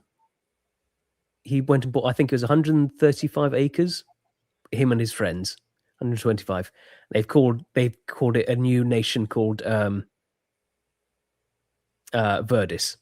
Now, disputed land in the Balkans seems like a very risky idea to me. But he's gone there, and apparently Serbia have recognized him, but that's only because the Croatians actually guard it. They say, no, this is ours. So they've blocked him from getting to his micronation. There's a piece of land in between Egypt and Sudan, and both of them reject that piece of land. I don't know why. That's the ancestral homeland of the Kekistani, actually. That's a throwback, eh? considering Egypt and Sudan neither want that piece of land, I don't know what's wrong with it, but it'd be overrun you by like this Homo idea, epithecus at this guys. point, wouldn't it? Sorry? It'd probably be overrun by Homo epithecus at this point if it's former Well. Turkestani territory. Well, maybe we could buy it out and then prove that remigration works. Just saying, you know, in Minecraft, of course. This next one made me think of you, Mercian. Oh, right. Oh, here we go. What we got I'm here? building a 400 mile per hour jet powered hydrofoil in my garage. And this is the sort of thing you'd love to do, right? He's just working at it himself. Building. Where is it? We do the water speed. It's in Coniston Water in Cumbria, isn't it? It's Windermere, isn't it? I think it's Coniston. Maybe. Could be Windermere. But I just thought that's the sort of thing you'd like to do. Go really fast on a jet boat. Just build it. You'd like to build it. I can imagine you building a jet boat. Yeah. Donald Campbell was he died in 1967. He was born in 1921. Interesting. Where was it? He was trying to get the world water speed record. Yeah, and I think it was Coniston Water, Mercian, by the way. Yeah, it was. I've got the Wikipedia article up here. And they reckon these days he hit a piece of flowing wood that they hadn't picked up before his run, and that's what killed him. Very brave man, by the way, but and a good English British dude who had spent his whole life like pushing the boundaries. Well, the Bishop of Lincoln is a gay rapist. Of course. God. What else would you expect from the Church of England these days? So he's been arrested, and it is a man that he assaulted. Of course he should have realized it's Adam and Eve, not Adam and Steve. But... Yeah. And would you let one of your little boys be a choir boy around that piece of scum? But yeah, most certainly not. I was just trying to look up the what between stories. I was trying to look up who has the current water speed record. And by the looks of this Wikipedia, it could still be David Campbell, you know? I think they stopped for a while because it's so dangerous that. Yeah, because you've only got to miss a little piece of flowing wood and your boat, which has to be mostly out of the water, just it doesn't. Not David Campbell, sorry, my apologies. Do you not? Am I the only person who thinks there should be like a hammer and an axe coming out of that cross behind that dude to like chop his head off or something? If Christianity was real, and I'm not a big Christian, I got to say, but if I was, that's what I would have hoped to see in that picture. I got to say. I'm just saying we shouldn't stop it, but that's all I'll say on that matter. Right, I'm gonna have to head off though. Thanks for having me on. We'll bring reality back in, but thanks for coming on, Adam, and I really appreciate it. It was a lot of fun. Good. Have a good evening, everyone. Excellent, thank you. Cheers, bud. Go well, Adam. Bring reality back in. Hello, reality. See, I told you to say in the green room. AKA HR Karen. Oh no, that's not fair. Aubrey is a good girl. Stop it. Guys. What are you guys saying about me? Nothing bad. Nothing. What did they say? Yes, because you wouldn't have had to come to my defense. No. The Canadian guy just made a funny.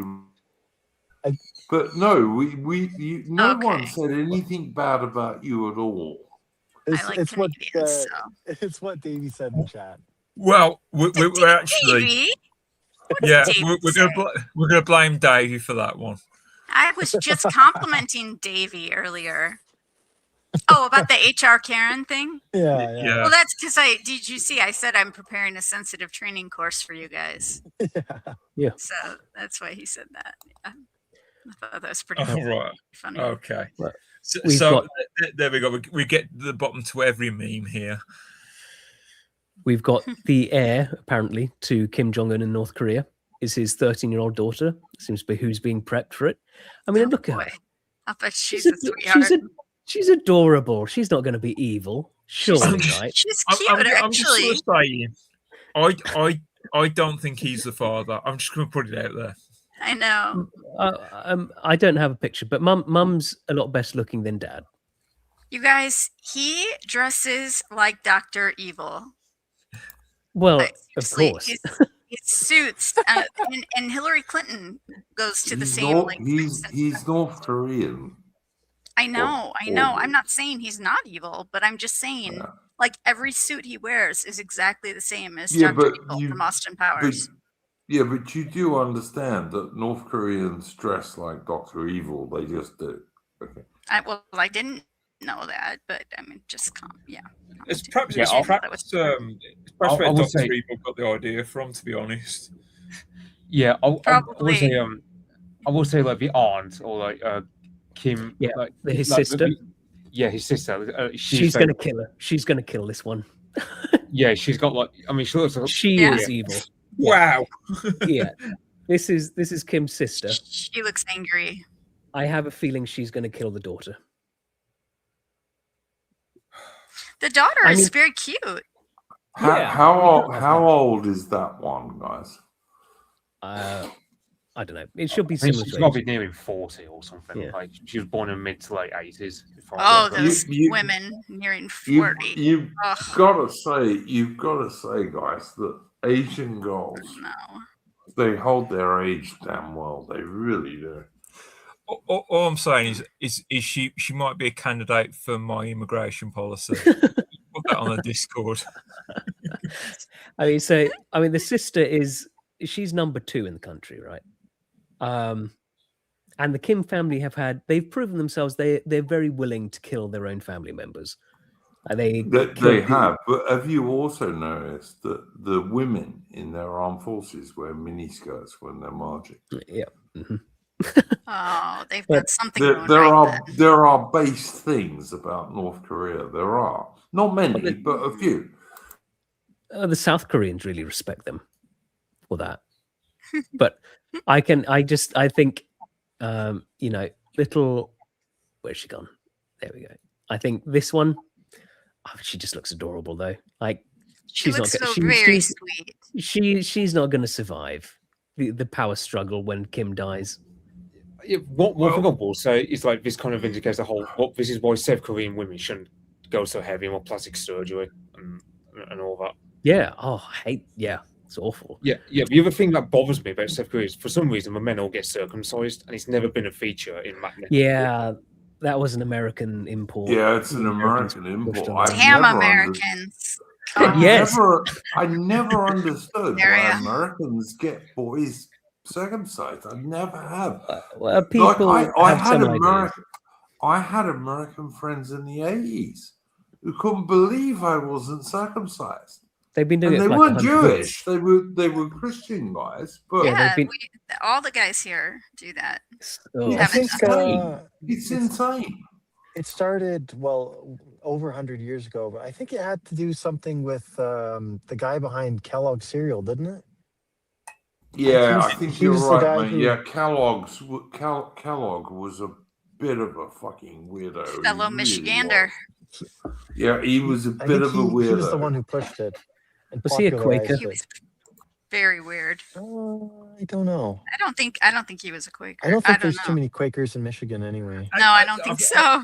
I think they're I mostly in heard he was a Pennsylvania. aren't they? Quaker because I think the irony of Kellogg and Quaker Oats, there's an association there in my head. And I think there's an irony there. Seems like it. But Yeah, yeah, he was pretty crazy. But I thought they weren't doing circumcisions before that. No. Here in the It's a modern U.S. thing. No, Yeah, it's a modern it's thing. very they did recent. them, but it just wasn't very popular. It was not super popular at all. And then he was the one who brought it into like the public light, and then got it popularized. It's relatively dangerous for little boy babies, right? It's totally unnecessary. Yeah, I would have so much trouble seeing my little child go through that. Oh my God. I don't think if I had a son, I could not. Yeah, oh my it's God. not. It's relatively dangerous for small babies, and all it does is make your penis less sensitive, basically. Well, we don't want that. Yes, but also, of course, if you keep your man bits clean, it doesn't matter in the least degree. As long as you shower every day and you clean yourself, it's got nothing to do with anything. But it's not a good thing at all. And of in course, Canada, do they not do that? I think it's relatively common in Canada. It used to be relatively common in South Africa. But again, for the same reasons as America, nothing to do with like Israel. So it is popular here, but it's less popular than it is in the States. Okay.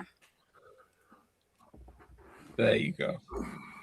So all I would say to girls is, unless you've done the business with a guy who hasn't had that, don't know what you're missing, girls. That's why I'd say. There's a difference.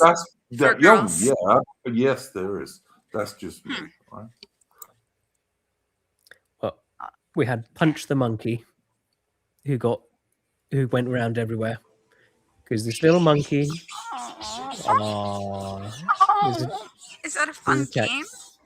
No, poor little Punch, and he goes back to his toy. Oh, yeah, it's this little monkey that got bullied and he was giving his doll.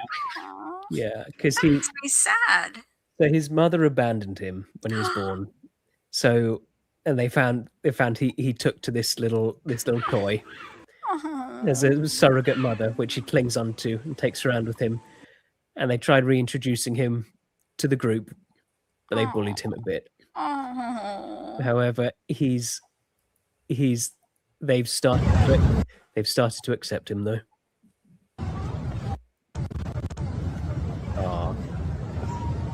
Poor little buddy. Oh. There we go. Oh my God. That is so adorable. Well, he looks like a guy from the RAF regiment. The Rock Apes. He looks a bit like one of those people. But anyway, whatever. I'm only joking. But that's adorable. That's a sweet little story. I'm very surprised Therium chose that. Cute animals work on me too. Aww. Yeah. There we go. There's a heart inside that anti-American wall. Yeah, don't fall for that one, Aubrey. No, that was very sweet. Now, from you guys, our horses. Horses are actually like racist. They pick on. I learned this when we had our stable. Our horses at our stable. There were a couple of horses that had blue eyes, and they kick them out of the pack, out of the herd. Not pack. Yeah, I mean, animals. A lot of animals do that. Any sort of thing that's a bit different, maybe a bit. Yeah, they don't like that. Yeah. But from one thing I like, all animals are like that. Yeah. From one thing I like to, this fucker I can't stand, the fucking house gammon. And here he is. Can you share, Mercian? Oh, sorry. Yeah. This is going to be Harry. I hate this. This man. Sorry, I thought that was going to be Harry, and I'm so sorry. No. I beg your pardon. this is Big John, who is this fat piece of shit that they roll out to humiliate the English people always. And here he is, ordering from a restaurant in Dubai. Would you like chicken dumplings, Charlotte? Right, we've got the wontons, the chicken dumplings, And the shrimp sume to start. it just Then doesn't for the mains, stop. Please. And we have Chinese wok noodles. Chinese wok noodles. Is that big enough for 4 people? Which one, the one noodle? Yeah, the Chinese wok noodles. For 1 person or 2 persons. So, right, we'll have Why would you, sorry, forgive me for saying so, but as a patriotic English and British man, why would you ever show this piece of shit on a video? The thing is, he's been rolled out, like he's been on the BBC and stuff, and he is. Well, of course he is, because they hate us. That's why. And this is why I hate him so much, because he is here to just humiliate us, and he keeps just being. I hate him so much. I just really hate him. Fuck him and don't give him. So it's just him. It's just him ordering like a ton of stuff. That's what this whole thing Yeah, is. he's a fat, horrible Yeah. pig, as you can see, Aubrey Alley. But you know, he's like Harrion or He's just Nigel very hungry. Farage. He's the sort of people you don't give publicity to. He's just very hungry, guys. Yeah. I just. Oh, God. I want to hug him so badly. Just remember, he gets adopted in the end, Aubrey. Oh my God. Like, that really makes me cry. Oh my God. No, he gets saved in the end, Aubrey Alley. Don't worry. But look at him. I know he's a good little chap. I get it. I know. Little buddy. His Oh my mum God. His mum is dead, so you know. Oh my God. That's horrible. Makes me cry, actually. Ferry, do you have a happy animal story before reality? Yeah. Well, Look at that little I have- pumpkin. Oh my God. Well, maybe you could help me with this, because I keep having this conversation with women, and I don't get it. I have a sword too. Don't forget it. I'll take that. I'll take it. What? The sword. What do you mean you'll take it? You can't take it. I'll fight you with it. No, I won't take it. I will eat it. You can't eat it. It's metal. I don't know what you're saying. Look at the tats on that girl, boys. Look at the tats on that girl. Way too many. Yeah, it is way too many, but is this what you deal with? I always sword? have this conversation. Yeah, I always have this conversation. I don't get it. Girls I mean, don't know what to do with they it. they just don't get it. Yeah. I mean, it's there. It's it's made of metal. Like, God, there's so many ways this could go. I will keep my mouth shut. You know, a sword to a woman is a different thing, don't you, Farron? Yes. Well, yeah. No, I don't know what you're talking about. You can imagine If like we didn't know. You can imagine like those medieval kings with a nickname like Longsword, and it's left rather up to your imagination as to what kind of longsword he's got. Yes, Oh, boy. exactly true. But also, look at the number of taps on that girl's arm, and then look at her fucking headphones with the stupid ears on it.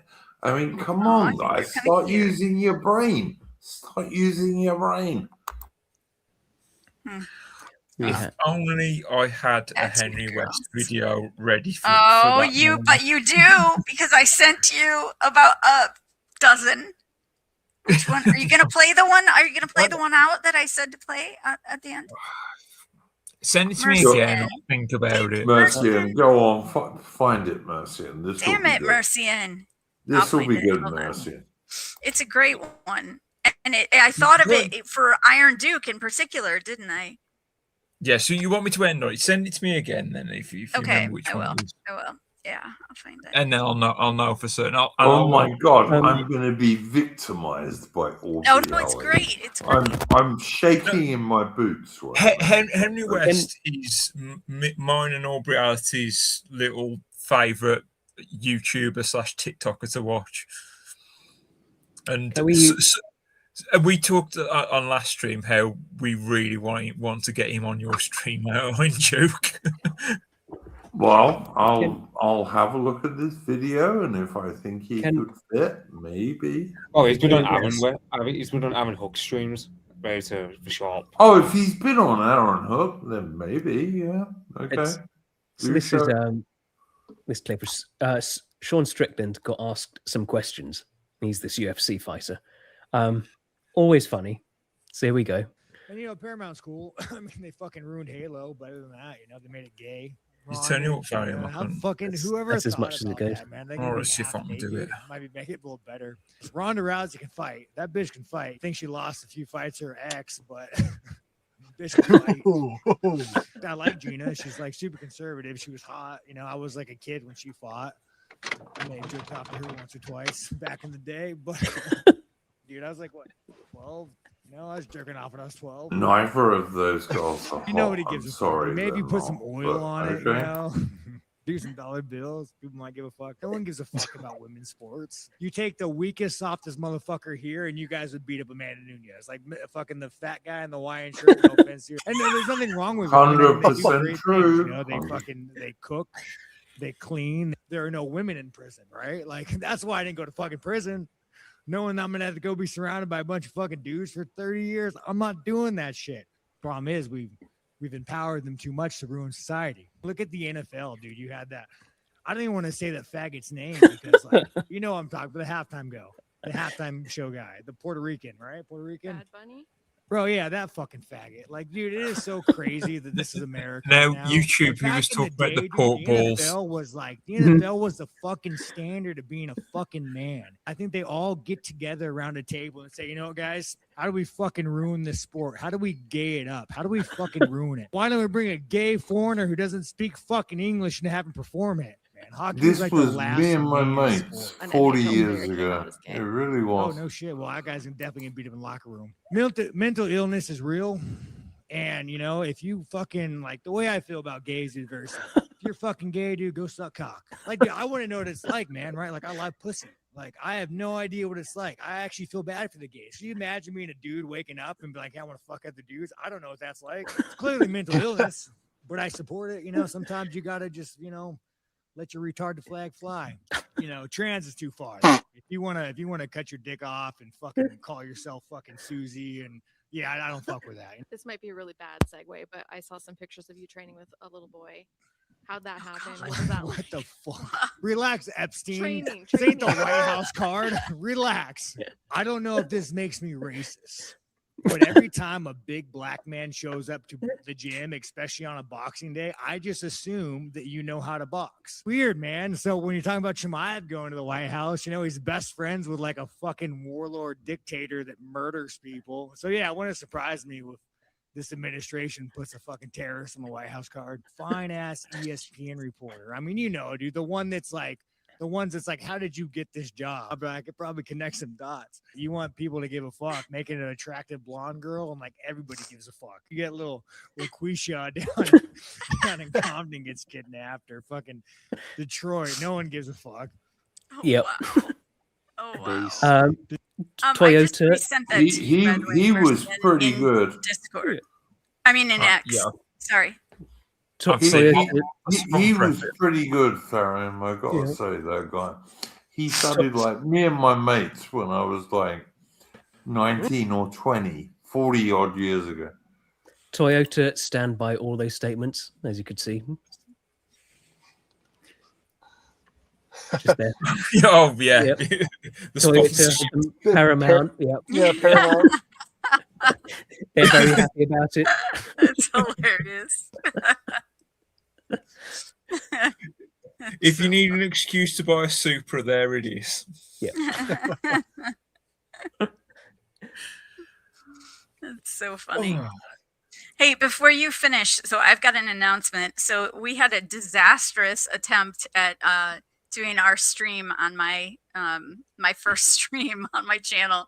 I had like everybody on the panel, and some of you guys in the chat were there, which I appreciate.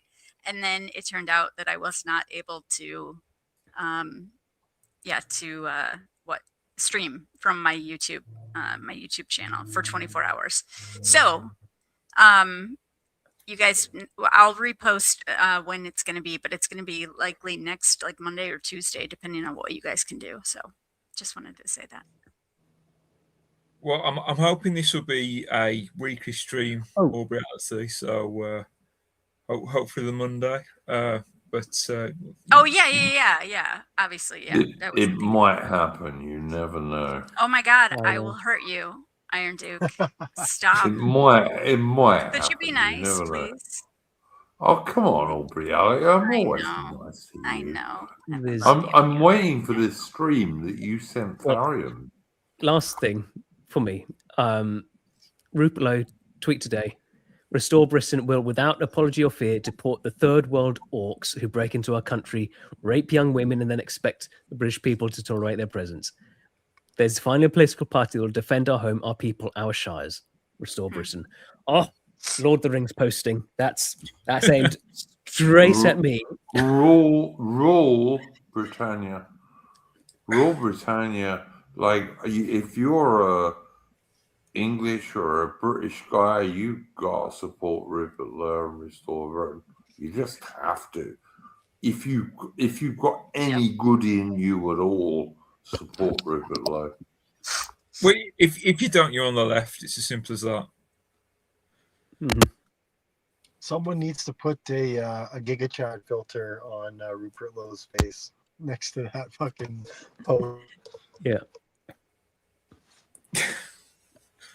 Lord of the Rings posting. I'll quickly. I said, Mercy, and I said on X on Twitter, right, that Rupert Lowe, being as close as you're going to get to a modern English country gentleman, he puts me very much in mind of the sort of bloke who used to run a British warship or a British infantry battalion, right? Like a posh dude who would run the warship or the infantry battalion, but he would be just as brave as his men, and his men would love him. His men would love him because he was just as brave as them.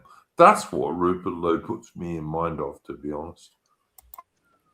Yeah, let's see. Sorry, Aubrey, I see you very quiet. What was that? Oh, I said like Michael Caine's character in Zulu. Right? You have to ask Iron Duke Duke? for that one. Maybe a bit older than that, but Well, yeah, but I mean, he was supposed to be the posh guy that was like, Look, Michael Caine proved to be said, very brave. yeah, all reality. Michael Caine said that he based his British officer in Zulu on British officers that he had seen when he served with the Royal Fusiliers during the Korean War. Because Michael Caine actually did go to war, unlike many actors. And he fought with the Royal Fusiliers in Korea. And he said he based his Bromhead in Zulu on British officers he met there. So fair enough, yeah. No, it does seem like that English gent, and he has that. I mean, well, he's ran so many businesses. I mean, was he an owner of the Southampton Football Club, or was he a manager? Does anyone know that specifically? Because I'm not a football guy. I think he owned it, but I detest football. I didn't give a shit about sports ball. No. You made me watch rugby or something, or no, cricket. Oh, yeah, rugby union. Rugby union's a good game. Yeah, like some classic game from like 1984. Yeah, I also mentioned. I also got you. Well, reality, I got you to watch cricket. I got you to watch cricket, even. But I know that's what I'm saying. Yes, I remember. I remember for like hours and hours. But you got to understand. You got to understand, Aubrey Ali. I used to watch Ashes cricket matches between England and Australia for 5 days. Oh boy! Right? I'm glad all day for 5 days, for that. 8 hours a day, and it was beautiful. I don't watch sports ball anymore at all, but I used to. Andrew, Burns is calling you out. I don't mind. Isn't that a London thing anyway? He wants me to pronounce a T in British, does he? Yeah, I heard that. I heard the T in British. What's British? You would like me to say British, would you, old boy? Oh boy, I like that.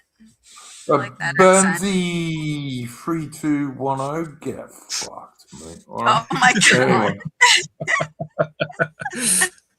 That's what he thinks about that. Oh, Should I do my British accent, Mercian?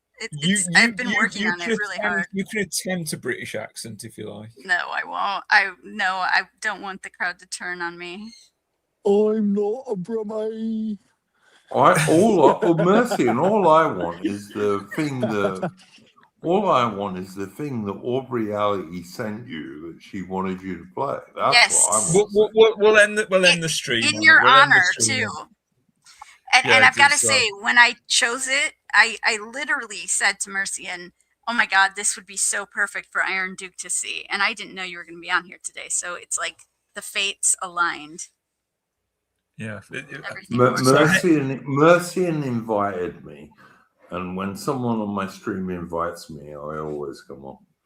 Obviously, but that's because you're an officer and a gentleman. So that he is, I will say. Yes. Well, before we wrap up for the night, is there any other subjects that anyone wants to touch upon? Would you like to touch upon some American news or reality at all?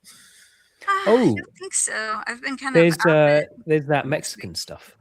Mexico's all fallen into chaos. Is it really? Yeah, because what's going on? The Mexican military killed the head of one of the cartels, and so now they're just causing chaos, killing people all across like a big swathe of the country. Oh, wow. Basically, so that cartel's gone into the Mexican military, Tharium, or maybe the U.S. Navy SEALs. But even if it was the Mexican military with U.S.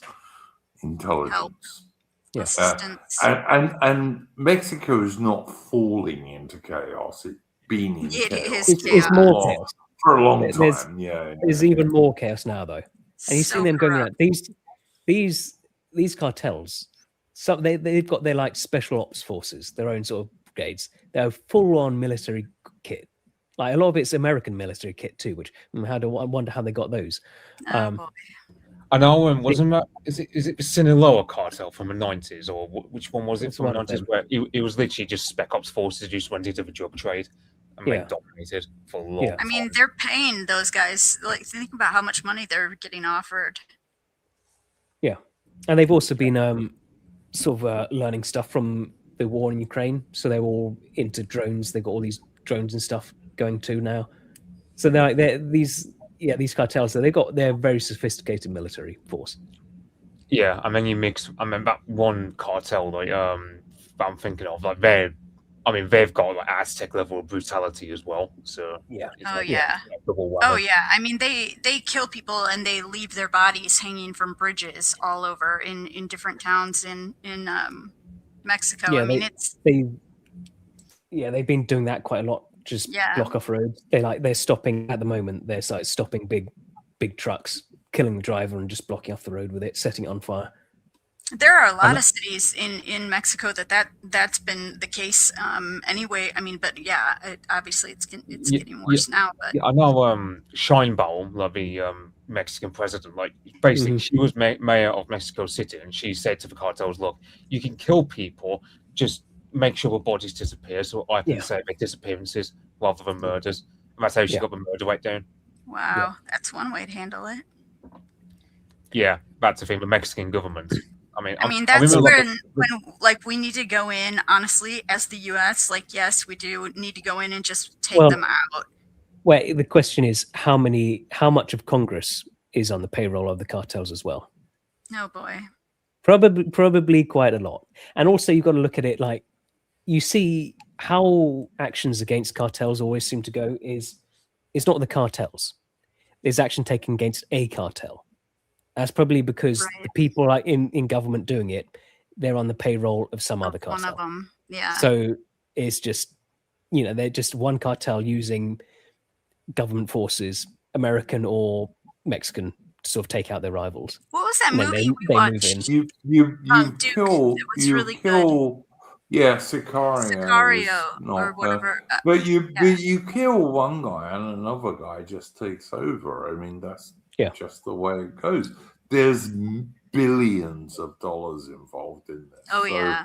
So much you money. kill one bloke, another bloke takes over. Doesn't make a lot of difference, really, but whatever. Yeah, And this that is movie was interesting. really good, though, by the way. Yeah. But this is happening while, so you've got all this chaos on your border while Trump is also preparing to go to war with Iran. We're not going to go to war with Iran. Well, if you don't, that's going to be embarrassing for him because you've got all this military build-up there. Look, Tharium, Trump's going to bomb Iran. I don't think he's going to go to war with them. We're not He's going to bomb them. have boots on the ground at all. No, he's going to bomb them. He's going to missile them. I don't think he's stupid enough to put American troops. No, in he's Iran not. He's at not going to all. do that. And really, does anybody have any complaint with us going in and bombing the hell out of Iran? Even the people in Iran would be happy. Well, how does that benefit you? Because I don't think it's not being done for you, though, is it? That's the problem. Or reality, I've got to say, right? I have no, I'm not pro-Iranian at all, okay? But I don't think there's any reason for America to go into Iran except that Israel all right, I don't think there's any reason for America to attack Iran except Israel wants her to. Right, Yeah. and I'm no fan of Israel. That's and me. so do the people in Iran that live No, there. they don't. And I've got No, to, they don't. yeah, they Maybe do. that's just all reality. That's just not true. I'm That's not true. sorry. It is true. It's I not. actually have a good friend of the family who Listen, is from I Iran. have Yes. Persian friends, right? Yes, I've as had- do I, that I'm just talking about. All right, I have Persian friends. I've had Persian Girlfriends, I know. Yes, of course, because that's how I get to know foreigners. But you know what? Yeah, those people I would probably agree. But do the vast majority of Iranians want America to attack Iran? No, I don't think they do. They are not 'Cause they- happy with they their don't- government. But they don't want their sons and brothers killed in American air raids. Of course they don't. Don't be Well, silly. I with didn't reality. say that. Come on. I'm not stupid. Right. On that note, Time for Um, Henry West. yes, it's nearly time for Henry West. So I'm just going to let anyone on the stream. Does anyone on the stream want to share anything now? Can I just say that I wouldn't have a problem with the U.S. going in and just bombing the hell out of the whole Middle East. So there we go. Just goodbye. Well, then they go into Europe. So please don't. What? Well, there is that. Well, then they all just flood into Europe, which is Yeah. been No, planned I'm all saying along, so please obliterate. don't. Obliterate is what I'm saying. In, No in a survivors. Minecraft sort of way. Yes. Oh dear. Aubrey It's funny how has women- to sanction the use of nuclear weapons there. It's funny how women can go 1 minute from going, oh, other monkeys, or Yes, some yeah, genocide, because or that's a Middle sweet East. little animal, right? And Yeah. Duke has, by the way, kicked me out of the Discord group for saying this very thing before, because he said that I said that I would be able to use a nuclear weapon if it was for the greater good, and he said I wouldn't be able to. Not to reopen that can of worms, but just saying. I did get kicked out for 6 hours. Okay. Right. Anyone have anything to shill, and then we'll wrap up. Yeah, I do. Mitch and I are going to be doing William Marshall on Wednesday. William Marshall was supposedly the greatest English knight, and he really believed, insofar as you could, in the concept of chivalry and all the rest of it. He defended the English king against, the English queen against the French. He defied the English king when he was a traitor to England. Mitch will say a bit more, but William Marshall was a real, like, if there was such a thing as a real Christian knight, William Marshall for sure. That's cool. Oh, that sounds interesting. Sam, you asked me on. Sam, do you want to jump on that stream? I forgot I'm going to be busy tomorrow. Oh, are you going to be busy? Oh, okay. Yep. All right, fair enough. Right, okay. Because Ethereum is like the night of the day right now. Of course. Today, Well, yeah, right? but he ain't With William the sword Marshall. But he's not no, William I'm not Marshall. He's gonna be busy tomorrow. William Marshall was never busy, but Right. Mitch, would you like to plug that through a bit more, because you know way more about him than I do. Well, yeah, I'm just a person reading. I just, I detailed it sort of. Yeah, I detailed kind of his early life, and and like what his family were doing before he was born, and then it ends with like, because you have, for example, Battle of Lincoln, where it was something like at one point 2/3 of the lords in England were siding with the French invaders because King John was that much of a tyrant towards us that very well nearly got overtaken by the French, but through the efforts of Sir William Marshall especially. And it's like, I know everyone's talking about that Knights of the Seven Kingdoms series and going about how great a knight Sir Duncan was. And it's like, well, you might as well talk about Sir William Marshall, the greatest medieval knight I can think of. He was, I think I'm right in saying, Mitch, that he was still fighting in the field with his sword in his late 70s at least. He was still on horseback fighting the enemies. Yeah, Battle of Lincoln in like 1216, he would have been what? He would have been just a year shy of 70. Yeah.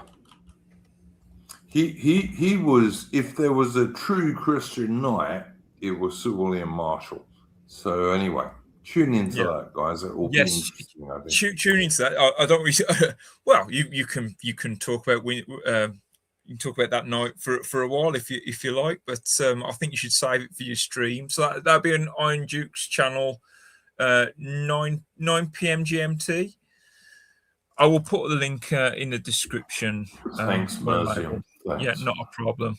All right, then, everyone. Thanks for coming. Thanks for the viewers for viewing. Any future viewers, thank you for viewing. And until then, we'll end on some Henry West. Apparently, Aaron Hook knows, and we'll have to make arrangements because I genuinely love his stuff. So and Reality does as well. So I bid you a good day, everyone. Cheers. Britannia rules the waves. Britons never, never, never shall be slaves. When Britain first... I forgot the rest of it.